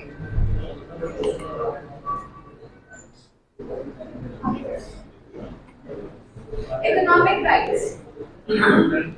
As we all know that the Prophet Muhammad ﷺ's wife Hazrat Alisha जो है वो बिजनेस किया करती थी, तो औरतों को जो है वो अलाउड है कि वो जो है इकोनॉमिक कभी जो है वो ट्रेड एंड कॉमर्स कर सकती है, बिजनेस कर सकती है. Of course, शरिया के रूल्स में रहते हैं. They can do whatever they want. इस्लाम जो है वो वुमेन को encourage करता है कि वो जो है लॉफुल इकोनॉमिक एक्टिविटीज में पार्टिसिपेट करें. प्रॉफेट मोहम्मद सल्लल्लाहु अलैहि वसल्लम भी जो है वो सपोर्ट करते थे और वुमेन की जो है वो इकोनॉमिक लाइफ में कंट्रीब्यूशन को एप्रिशिएट करते थे.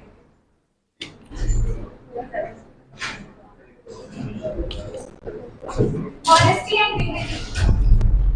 Hijab is seen as a means of preserving the dignity of women.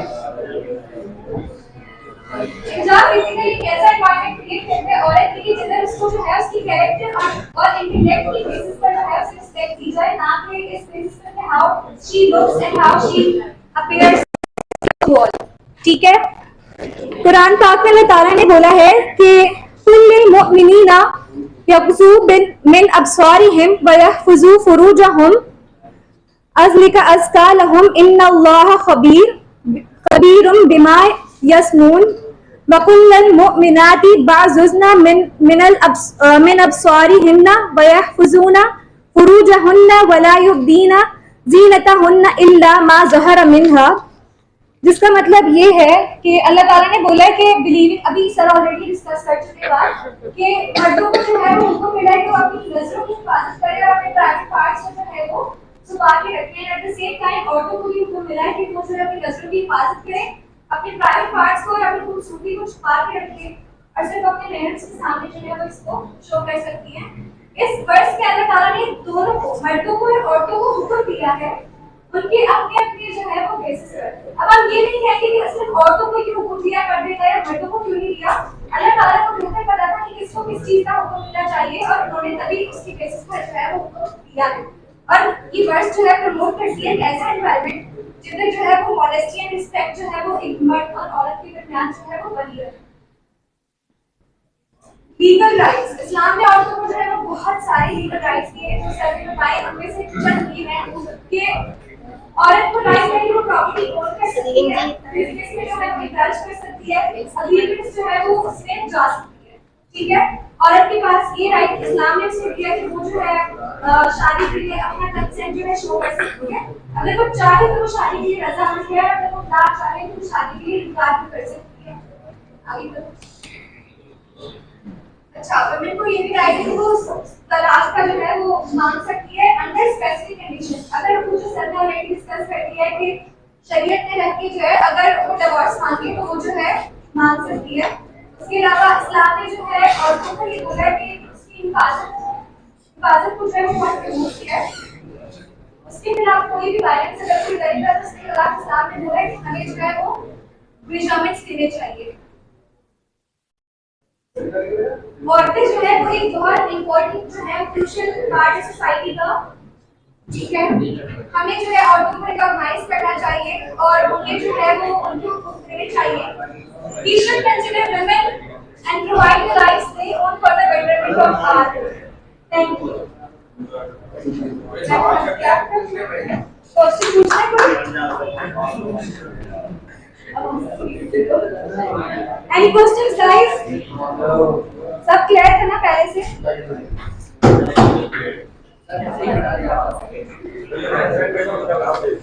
किसका? अच्छा, सही है। दो एब्सेंट है, एक है सर, ये एक एब्सेंट है। ये जो आयत इन्होंने इधर बताइए ना, कुल्ल मुमिनीना यगुद्दू मिन अब्सारिहिम व यहफज़ू फुरूजहुम ज़ालिका अज़का लहुम इन्नल्लाहा खबीरुम बिमा यस्नऊन। इसका जो बैकएंड स्टोरी है ना, पूरा वाकया है, वो सहाबा का फतेह मक्का का वाकया है। जब यहूदियों ने ये देखा कि सहाबा तो रोकने वाले ही नहीं है और इनके साथ जो है फरिश्तों की अंदर की मदद साथ साथ चल रही थी, तो आखिरी मरबा जब जिहाद में मुसलमान सहाबा के जीतने के बाद जो इन्होंने इस्तेमाल किए यहूदियों ने, वो ये इस्तेमाल किया था कि इन्होंने बखाना औरतों को लाइनों में खड़ा कर दिया और इन्होंने इरादा किया कि सहाबा इनको देखेंगे और उससे क्या होगा कि इनका जो ईमानी अलामत है, ताकत है, वो खत्म हो जाएगी, अल्लाह की मदद से वो घट जाएगी, फिर इनको हराना आसान है। और ये आज का यहूद और नसारा का तरीका नहीं है परंगियों का, ये उस जमाने से चला आ रहा है। आप मोबाइल समझ रहे हैं, उस जमाने से ये चला आ रहा है और ये आज भी इस्तेमाल किया जाता है। ये टेक्निक, ये हरबा मुसलमान नौजवानों को खुसूसन बदनजरी के अंदर लगाओ, इनकी नजर की हिफाजत कर रहे, उसके बाद इनको हराना कोई मुश्किल नहीं है, ये खुद ही हार जाएंगे, क्योंकि मुसलमान की जो असल ताकत उसके अंदर पावर आती है ना, वो इन आंखों की हिफाजत और फिर इबादत करने से आ जाती है। लेकिन अगर आप बड़ी बड़ी लंबी चौड़ी इबादतें करें और आंख की हिफाजत ना हो, तो बस आप समझ लें कि आपकी ताकत जैसे गुब्बारे में हवा भरी हुई है और एक जैसे आपने उसको पीठ चुगोई और वो फट जाता है, हवा फौरन निकलती है, ऐसे सारी इबादत की हलावत और उस सारी ताकत ज़ाहिर हो जाती है। तो सहाबा के साथ भी उन्होंने यही हरबा इस्तेमाल किया आखिरी, वरना औरतें बगैर कपड़ों के वो खड़ी खड़ी लाइनों में, और सहाबा कहते हैं कि हम में से अल्हम्दुलिल्लाह अल्लाह के रसूल ने हमें ये आयत सुनाई और आज ये कुल मुमिनीन, तुम्हारा अल्लाह तुमसे कह रहे हैं ईमान वालों, यगुद्दू मिन अब्सारिहिम। अब वो वक्त आ गया तुमने पहले से भी इस पे अमल किया, तभी तुम यहाँ तक पहुंचे, फरिश्ते तुम्हारे साथ खड़े हैं, ये अल्लाह की मदद तुम्हारे साथ है। तो अब क्या करना है, तुमने मजीद अपनी आंखों को झुका लेना है, फुरूजहुम, शर्मगाहों की हिफाजत कर लेनी है। तो फिर देखो अल्लाह तुम्हें इस लास्ट जो मरहला है ना, इधर से भी आगे बढ़ा देंगे और ये फतेह मक्का तुम्हारी पक्की है। तो यही हुआ, ज़ालिका अस्का लहुम, अल्लाह ने खुद गवाही दी कि देखो वो पाकीज़ा रहे। इन्नल्लाह खबीरुम बिमा यसनऊन, अल्लाह बिल्कुल जानते हैं, बाखबर हैं जो कुछ तुम बनाते हो ना, जिस किस्म की भी तुम हरबे इस्तेमाल करना चाहते हो, वो हमें पहले से पता है। अल्लाह ने पहले ही कुरान में बता दिया कि ये इकरा यूनिवर्सिटी के स्टूडेंट के साथ भी होगा। अगर वो अपनी ईमानी ताकत को बचा के रखना चाहते हैं तो अपनी नजर की हिफाजत कर लें, और नहीं करना चाहते तो फिर तो वो जो चाहे करते रहे। अल्लाह के रसूल ने ये भी बता दिया। तो नजर की अगर हिफाजत नहीं है तो फिर आप कोई कमाल का काम नहीं कर सकते, जन्नत में जाने वाले काम बड़े मुश्किल हैं फिर। और नजर की हिफाजत कर ली तो बस जन्नत इंशाल्लाह आपका ठिकाना है। अल्लाह तौफीक दे इस बात की। अच्छा, ये कैलाश कौन है? जुनैद, सुम्मेद, रहमान, दीपक हो गई थी। चलो अच्छा, अब ये है कि तकरीबन ये हमारे पास 11 ग्रुप्स ही थे। दूसरा टॉपिक था, क्या कह रहे हो, क्या कह रहे हो? दूसरा टॉपिक का क्या बोल रहे हो? तो वो कहाँ है? हो गई प्रेजेंटेशन? नहीं हुई इनकी। अच्छा, अब ऐसा है कि ये 11 ग्रुप थे हमारे पास टोटल ना, उससे अलावा है आगे हैं? कहाँ है? ग्रुप नंबर 12 कौन है? अच्छा, ये है, सही। सुनील कुमार, अली शाह, अली रजा, जुहैब, कहाँ है ये? हाथ उठाएं जरा, जिनके मैंने नाम लिए हाथ उठाएं। सुनील कुमार, अली शाह, अली रजा, जुहैब, ये चारों हाथ उठाएं। कहाँ है? हाथ खड़े करें ना, हाथ खड़ा करें, हाथ खड़ा करें। एक ये इसकी तो हो गई है, और कौन है? सुनील कुमार, अली शाह, अली रजा, जुहैब, बाकी 3 का है? बाकी 3 का है? बाकी 3। आपका क्या नाम है? सुनील कुमार, इसने दी है प्रेजेंटेशन, इसकी तो ले ली थी हमने। अली शाह कौन है? अली शाह ये लीडर था। अली रजा, जोहेब, तुमने तो इनके अलावा दी थी ना प्रेजेंटेशन यहाँ? हाँ, इनके साथ दी थी। ये बाकी किधर है? अली शाह और अली रजा और जोहेब नहीं है अभी क्लास में। जोहेब नाम है, ये ग्रुप नंबर है 12, ग्रुप नंबर 12 है। हाँ, चलो सही है। सुनील कुमार तो डन है, बाकी एब्सेंट है।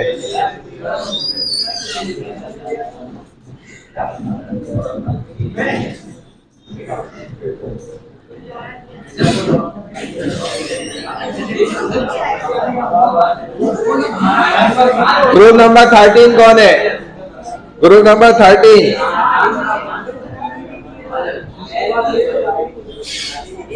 मजहर मंजूर, उसैद खान दे दी थी।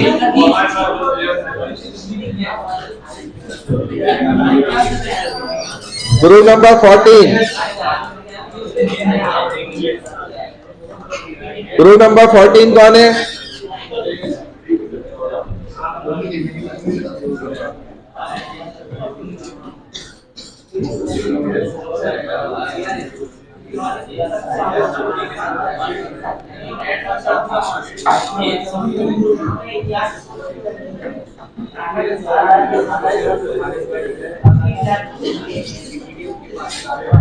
खिजर शेख, मोहम्मद हारिस मलिक, जुहैब शाहिद, अमान, मोहम्मद जुनैद, ये कहाँ है सब? भाई जल्दी करो, इतना टाइम नहीं होता यार, 2 घंटे की क्लास है, 20 मिनट रह गए, जल्दी हाथ खड़ा करें। कौन है ये सब जिसके मैंने नाम लिए? हाथ खड़े करें। 1 2 आपके हैं? मेरा नाम है सर, इसका मेरा नाम है सर। भाई मैं नाम आपका लिया है ना, आप हैं तो हाथ खड़ा करें। 2 3 बाकी और कौन है? ये फिजर शेख आप है। मोहम्मद हारिस मलिक नहीं आया। सर लीडर ही कोई ना आए। जुहैर शाहिद,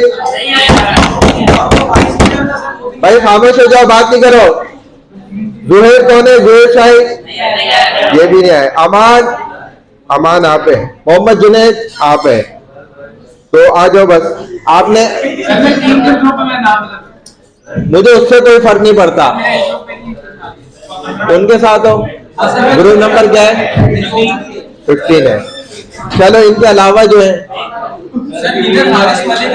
कुछ नहीं होता। आप देखिए इंस्ट्रक्शंस पढ़े जो मैंने 2 महीने पहले भेजी है ना, उनमें लिखा हुआ आप स्किप कर दे। जो बंदा नहीं आ रहा उसको छोड़ दे, उसके 15 नंबर जाए हो जाएंगे। आपके अभी बंदा जाए कर दूंगा। आ जाओ भाई, हमारे पास टाइम नहीं है, आगे फाइनल एग्जाम है। ये सब बातें मैं इंस्ट्रक्शन में लिख चुका हूँ पहले। इंस्ट्रक्शन में मैंने लिखा है पीपीटी हर स्टूडेंट के पास शेयर होनी चाहिए। मुझे उससे फर्क नहीं पड़ता आप अभी प्रेजेंटेशन दे रहे हैं या नहीं, मुझे ये मैटर करता है आप अभी दे रहे हैं।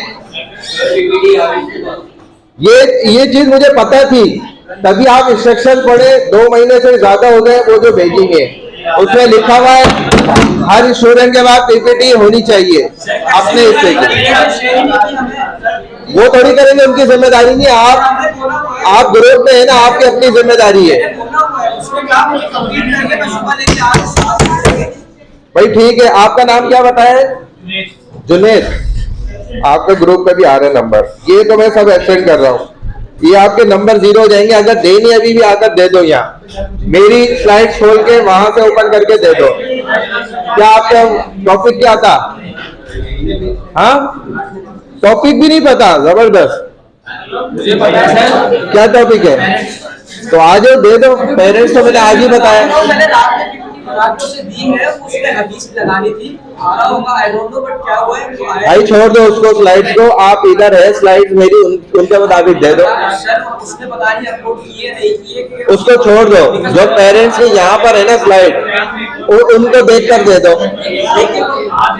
देख कर नहीं, थोड़ा सा तो आपको पता होगा ना, अपनी तरफ से बताओ। आप सर वो क्या सही बीच में क्यों बोल रहे हैं? भाई खामोश हो जाओ ना, बात करने दो मुझे। आपको जितना पता है वो बता दो आगे इधर। हाँ अकेले बताओ, अकेले ही नंबर मिलेंगे। कबर में भी अकेले जाओगे, वरना उसको लीडर को लेके जाओगे साथ। छोड़ो ये चीजें, मुझे पता होती है, तभी मैंने 2 महीने से ज्यादा हो गए इंस्ट्रक्शन में हर चीज लिखी हुई है। बना के दिए, आपको पता तो है ना, बता दो आके इधर। कोई नहीं, तुम जबानी बता दो, हम सुन लेंगे। करूँ ओपन कर लूँ यहाँ से?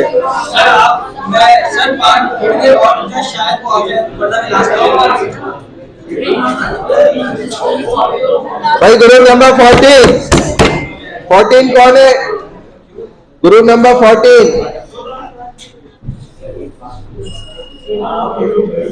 एक तो खुद नहीं बताते, मुझे नाम लेने पड़ते हैं। फिजर शेख, मोहम्मद हारिस मलिक। अच्छा यहाँ पे 13 आ रहा है मेरे पास। अच्छा मोहम्मद अवीज, अब्दुर्रहमान, जुनैद, अली अफजल, जंगे बदर इनका टॉपिक है। कहाँ है ये सारे?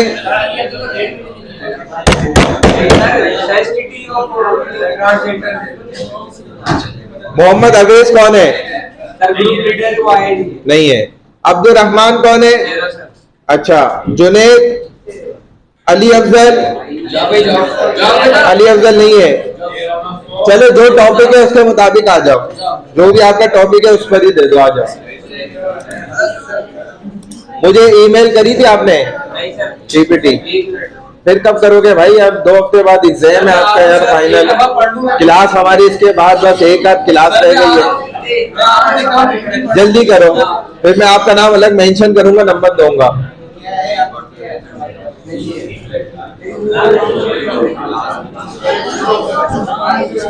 इतना चिपवाते हैं ना, गला बिठवा देते हैं।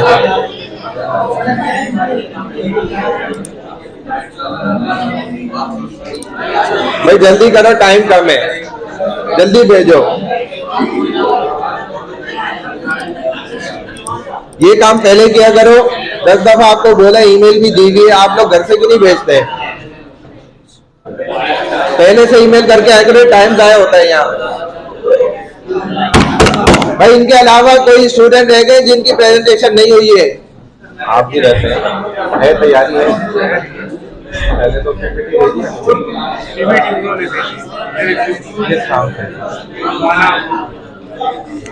यहाँ पर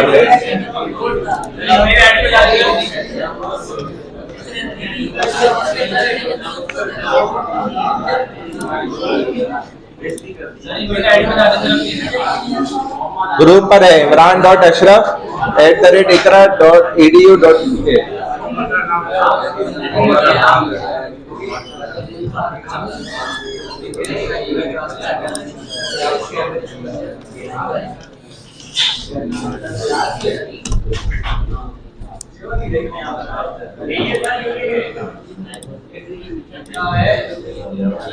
देखो ऐसे यहाँ पे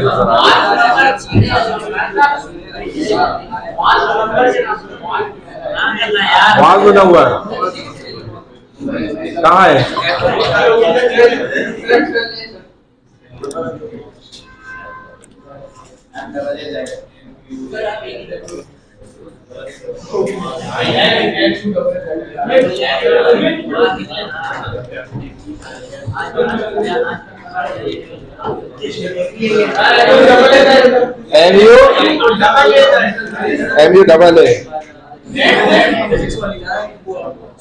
MUAAZ।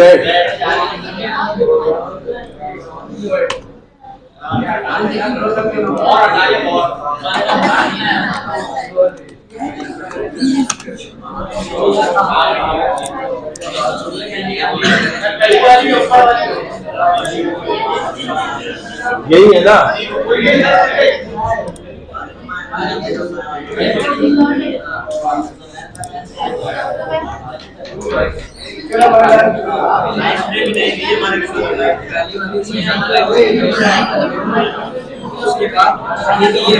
ठीक है।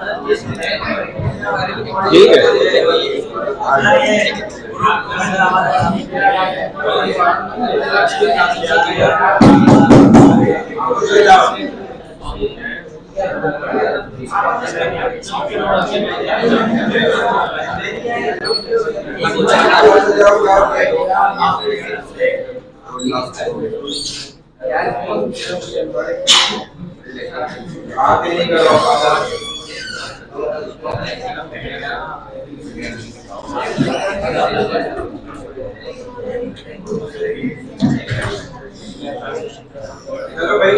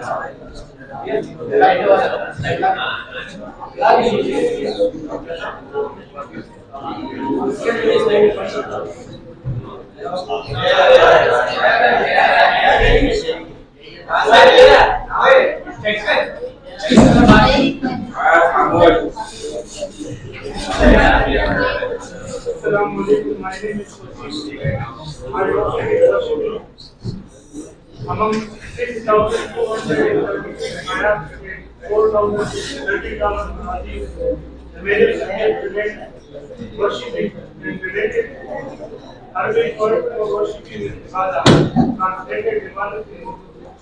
And this is even reminding us being down to earth and keep us somewhat close to our personal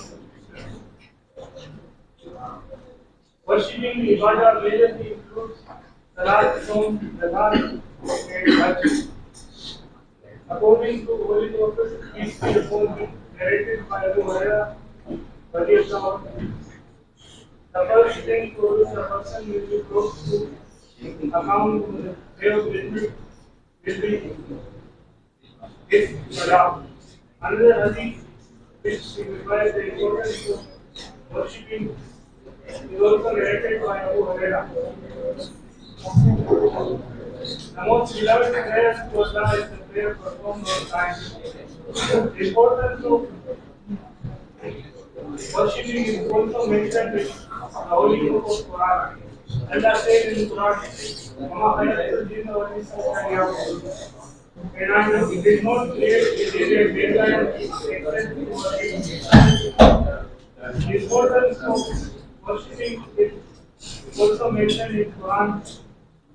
That the worship, Allah says, "Waqimus salata wa atu zakata warka'u ma'a raki'in." And establish prayer and give zakah and go with those who go. Next.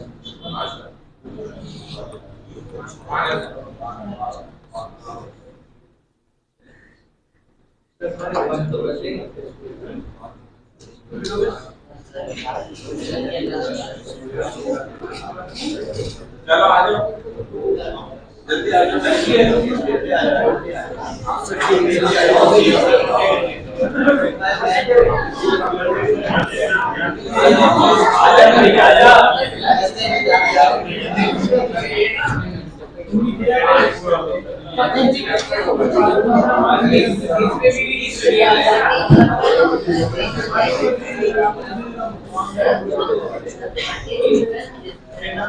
और भाई पट्टी नजर आ रही है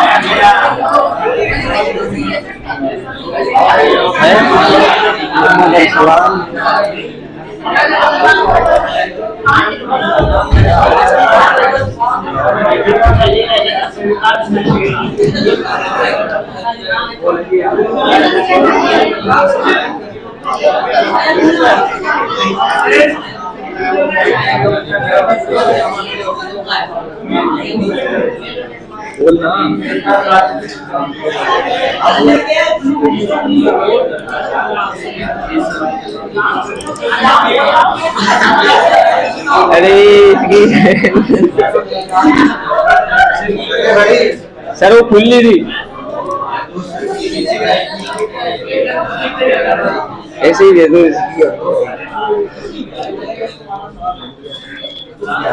ऐसे करता है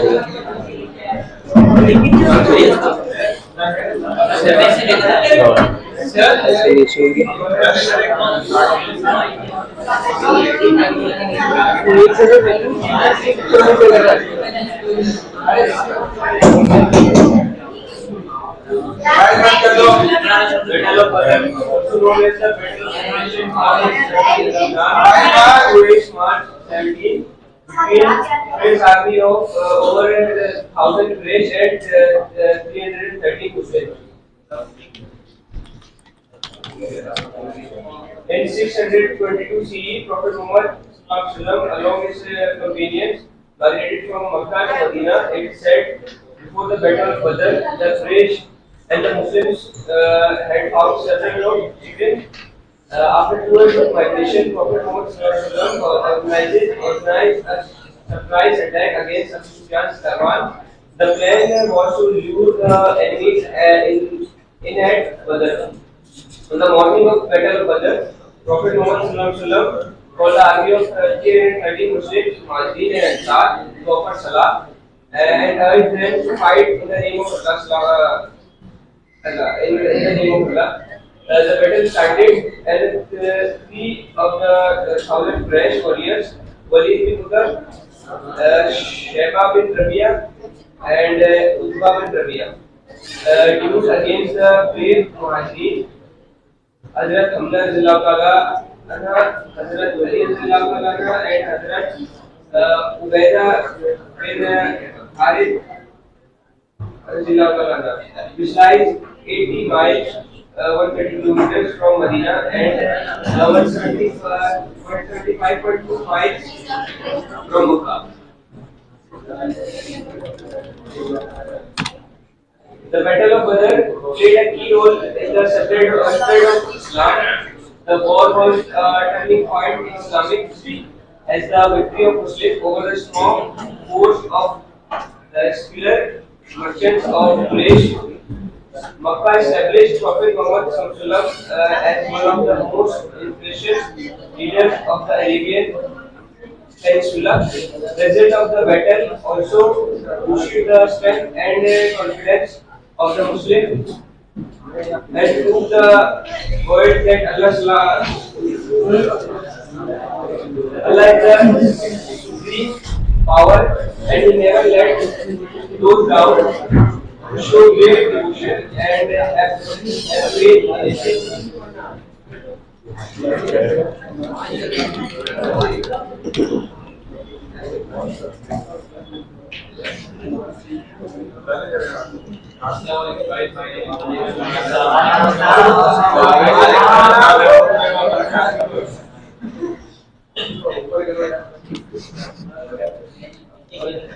Who won the Battle of Badr?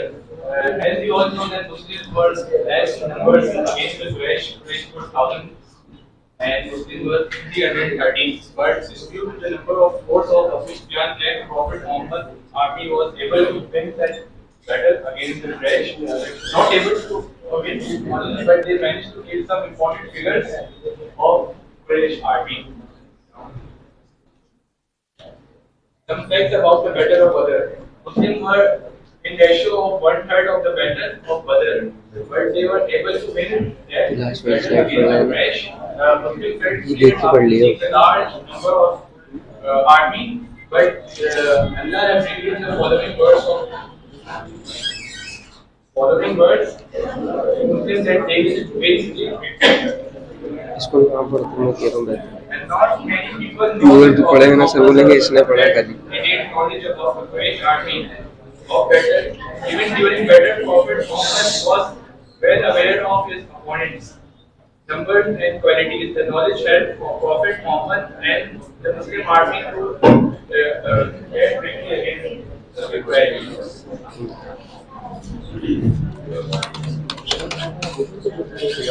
At the end of the presentation, I would like to commence the topic with few Quranic verses. The first one is تستغيثون ربكم فاستجاب لكم أني ممدكم بألف من الملائكة مردفين. Remember, when you sought help from your Lord and He answered you, indeed, I will enforce you with 1,000 angels following one another.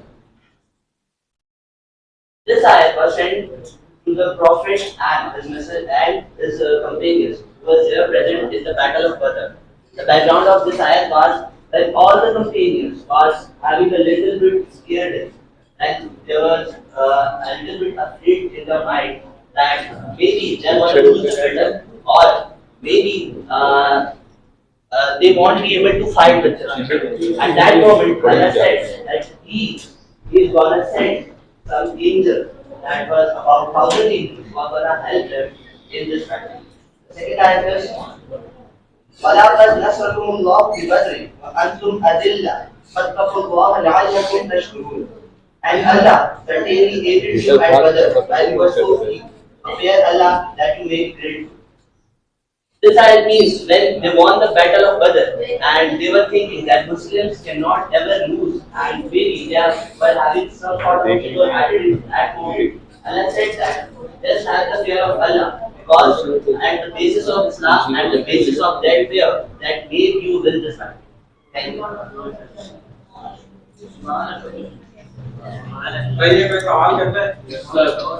आपका नाम क्या है? आवेश ने सही दिए, बाकी ने तो देखकर न्यूज पढ़ी है, तुम लोगों को नंबर थोड़ी मिलेंगे, देने का भी फायदा नहीं कोई। प्रेजेंटेशन या तो सही से तैयारी करके आओ तुम दोनों, दोबारा देना नेक्स्ट वीक, क्योंकि ये इस तरीके से नहीं होती है, देखकर पढ़ा नहीं जाता। इस लड़के ने भी दी माशाल्लाह, तो बगैर देखे भले 1-1.5 मिनट ही प्रेजेंट किया, लेकिन आयतें भी माशाल्लाह सही पढ़ी हैं, ठीक है ना। तो आयतें भी सही हो और कम से कम एक आयत आप पढ़ें और भले 1 मिनट यहाँ प्रेजेंट करें, लेकिन ये तो पता चले कि आप थोड़ा सा तैयारी करके आए। ये तो पता नहीं लगे कि आपने इधर ही बैठे बैठे और आप सारा देख कर ही पढ़ लें तो फायदा क्या। कुछ आप समझा ही नहीं पा रहे कि बदर में हुआ क्या था, ठीक है, पूरा वाकया क्या था, पीछे ये वाकया हुआ किस वजह से, बगैर देखे आप उर्दू में बताएं, भले हमें इंग्लिश कोई लाजमी थोड़ी हमने की है, लेकिन ये चीज गलत है कि सिर्फ देखकर पढ़ना। अब आप नेक्स्ट वीक देना, ये जो इनका क्या नाम है, नेक्स्ट वीक दे देना। अब आप भाई पेपर का अभी नहीं बनाया मैंने, जब वो बनाऊंगा इंशाल्लाह तो हाँ शेयर नहीं, मैं एग्जामिनेशन में कॉपी आपके नाम की कॉपी देकर आऊंगा, वहां से रिसीव होगा आपको। आप जाइएगा, आपकी आईडी जमा करेंगे, वो फिर आपको रिसीव कराएंगे। तो बात यह कि मैं पैटर्न उसका जो भी होगा ना वो आपको बता दूंगा और आसान करूंगा इंशाल्लाह। कोशिश ये, क्योंकि फाइनल पेपर अगर आप अभी से भी तैयारी नहीं कर रहे तो आपके अच्छे नंबर नहीं आएंगे, मैं आपको पहले ही बता रहा हूं। अगर आप अभी से तैयारी कर रहे हैं अच्छी तरह, सूरह हुजुरात को लेकर, अहादीस और दुआओं को लेकर, आप लोग के अलावा, तो फिर आप लोग आसानी से फाइनल एग्जाम के पेपर में पूरे नंबर ले सकते हैं। 40 नंबर का पेपर होता है, वरना अदरवाइज आपको परेशानी होगी, आपके नंबर वहां पे माइनस होंगे। जो स्टूडेंट फर्स्ट हाफ में थे, फर्स्ट हाफ में बैठे हुए थे, उन प्रेजेंट उन्होंने लगवा ली थी, अटेंडेंस लगवा ली थी, बैठे हुए थे, वो सिर्फ जा सकते हैं, उसके अलावा वाले बैठे रहे। हाँ सूरह हुजुरात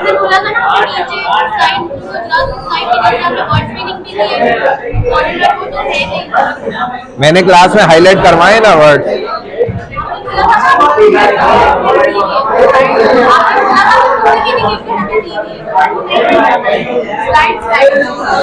स्लाइड्स के अंदर मीनिंग्स है ना, इंग्लिश में भी है, उर्दू में भी है, आप ट्रांसलेशन में से देखें, निकल आएंगे।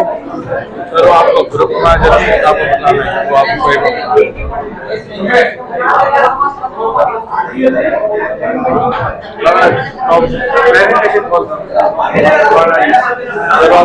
ग्रुप में नेम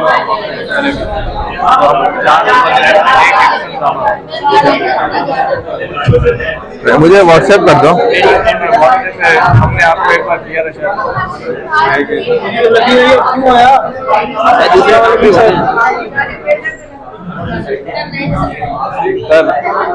हाँ कर दो। ये पहचान देखिए, हम कैलाश कुमार, सुमित कुमार, मजहर मंसूर और ये एब्सेंट है सर, ये इसका नाम उससे खान है, ये सर एब्सेंट है।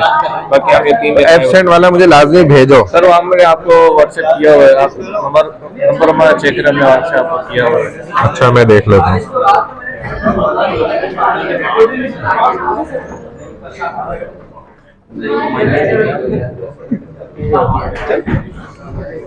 क्या हो गया? चेक करना सर, आप नाम ले लेना, नाम लेंगे। हाँ हाँ मैं नाम ही ले रहा हूँ, जरा से इधर हो जगह पे यार।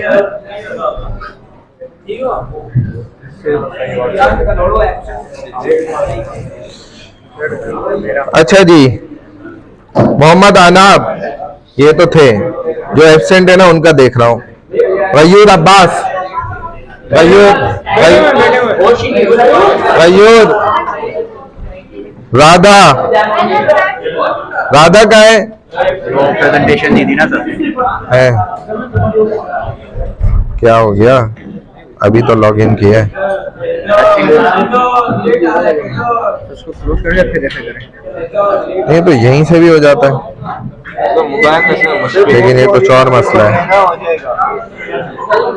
कर रहे ना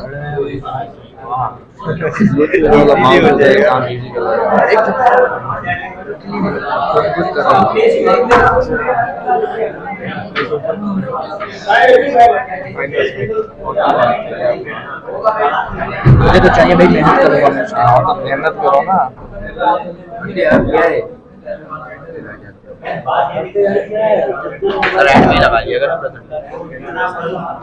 अटेंडेंस में शुरू में ले चुका हूँ। उसैद खान, उसैद, मजहर मंजूर, मोहम्मद दानियाल इकबाल, दानियाल इकबाल, अमीमा कुरैशी, अमीमा कहाँ चली गई? तो इसको याद नहीं था कि अटेंडेंस लगवा के जाना है।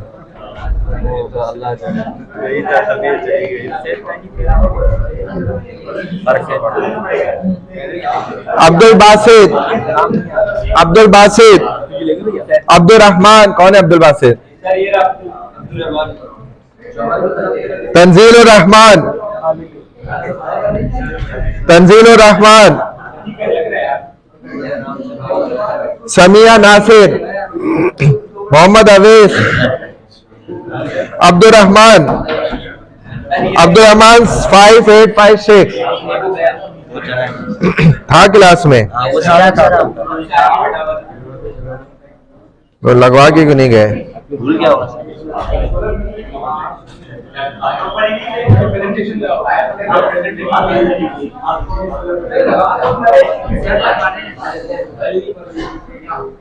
मुद्दसिर, बाबर एहसान, मोहम्मद अलीम, वॉशरूम गया तो उसको बोलो आओ फिर लगेगी। गयूर अब्बास, उसको बोलो जल्दी आओ फिर लगेगी वरना नहीं लगेगी अटेंडेंस। बोलो वॉशरूम से आ जाओ जल्दी से, मैं मेरी अभी आगे भी क्लास है, मैं 5 बजे तक यही हूँ। उमैमा रिजवान, चलेगा तो बोलो आओ फिर लगेगी। जावेद हनीफ, जवाद हनीफ, मोहम्मद रजा, कशिश बुलानी, अच्छा दीपक कुमार, कशिश बुलानी तो लगी हुई है, ठीक है मैंने गलती से नाम ले लिया। मोहम्मद जुनेद, कहाँ है जुनेद? सैयद शामिर अनवर, ये तो हाँ इसके वो बस मैं उनका गलती से ले रहा हूँ, नाम लगी हुई है जिनका। अच्छा ये है दुआ आयशा, ठीक है। मेरा नाम कहाँ है? दुआ आयशा के बाद है मोहम्मद मुजम्मिल, अच्छा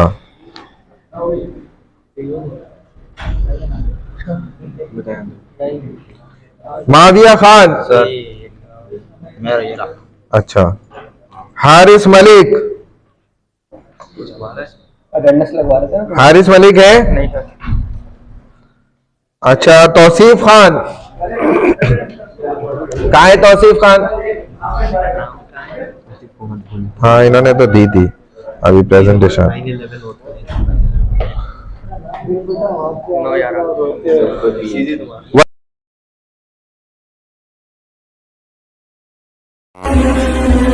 Oh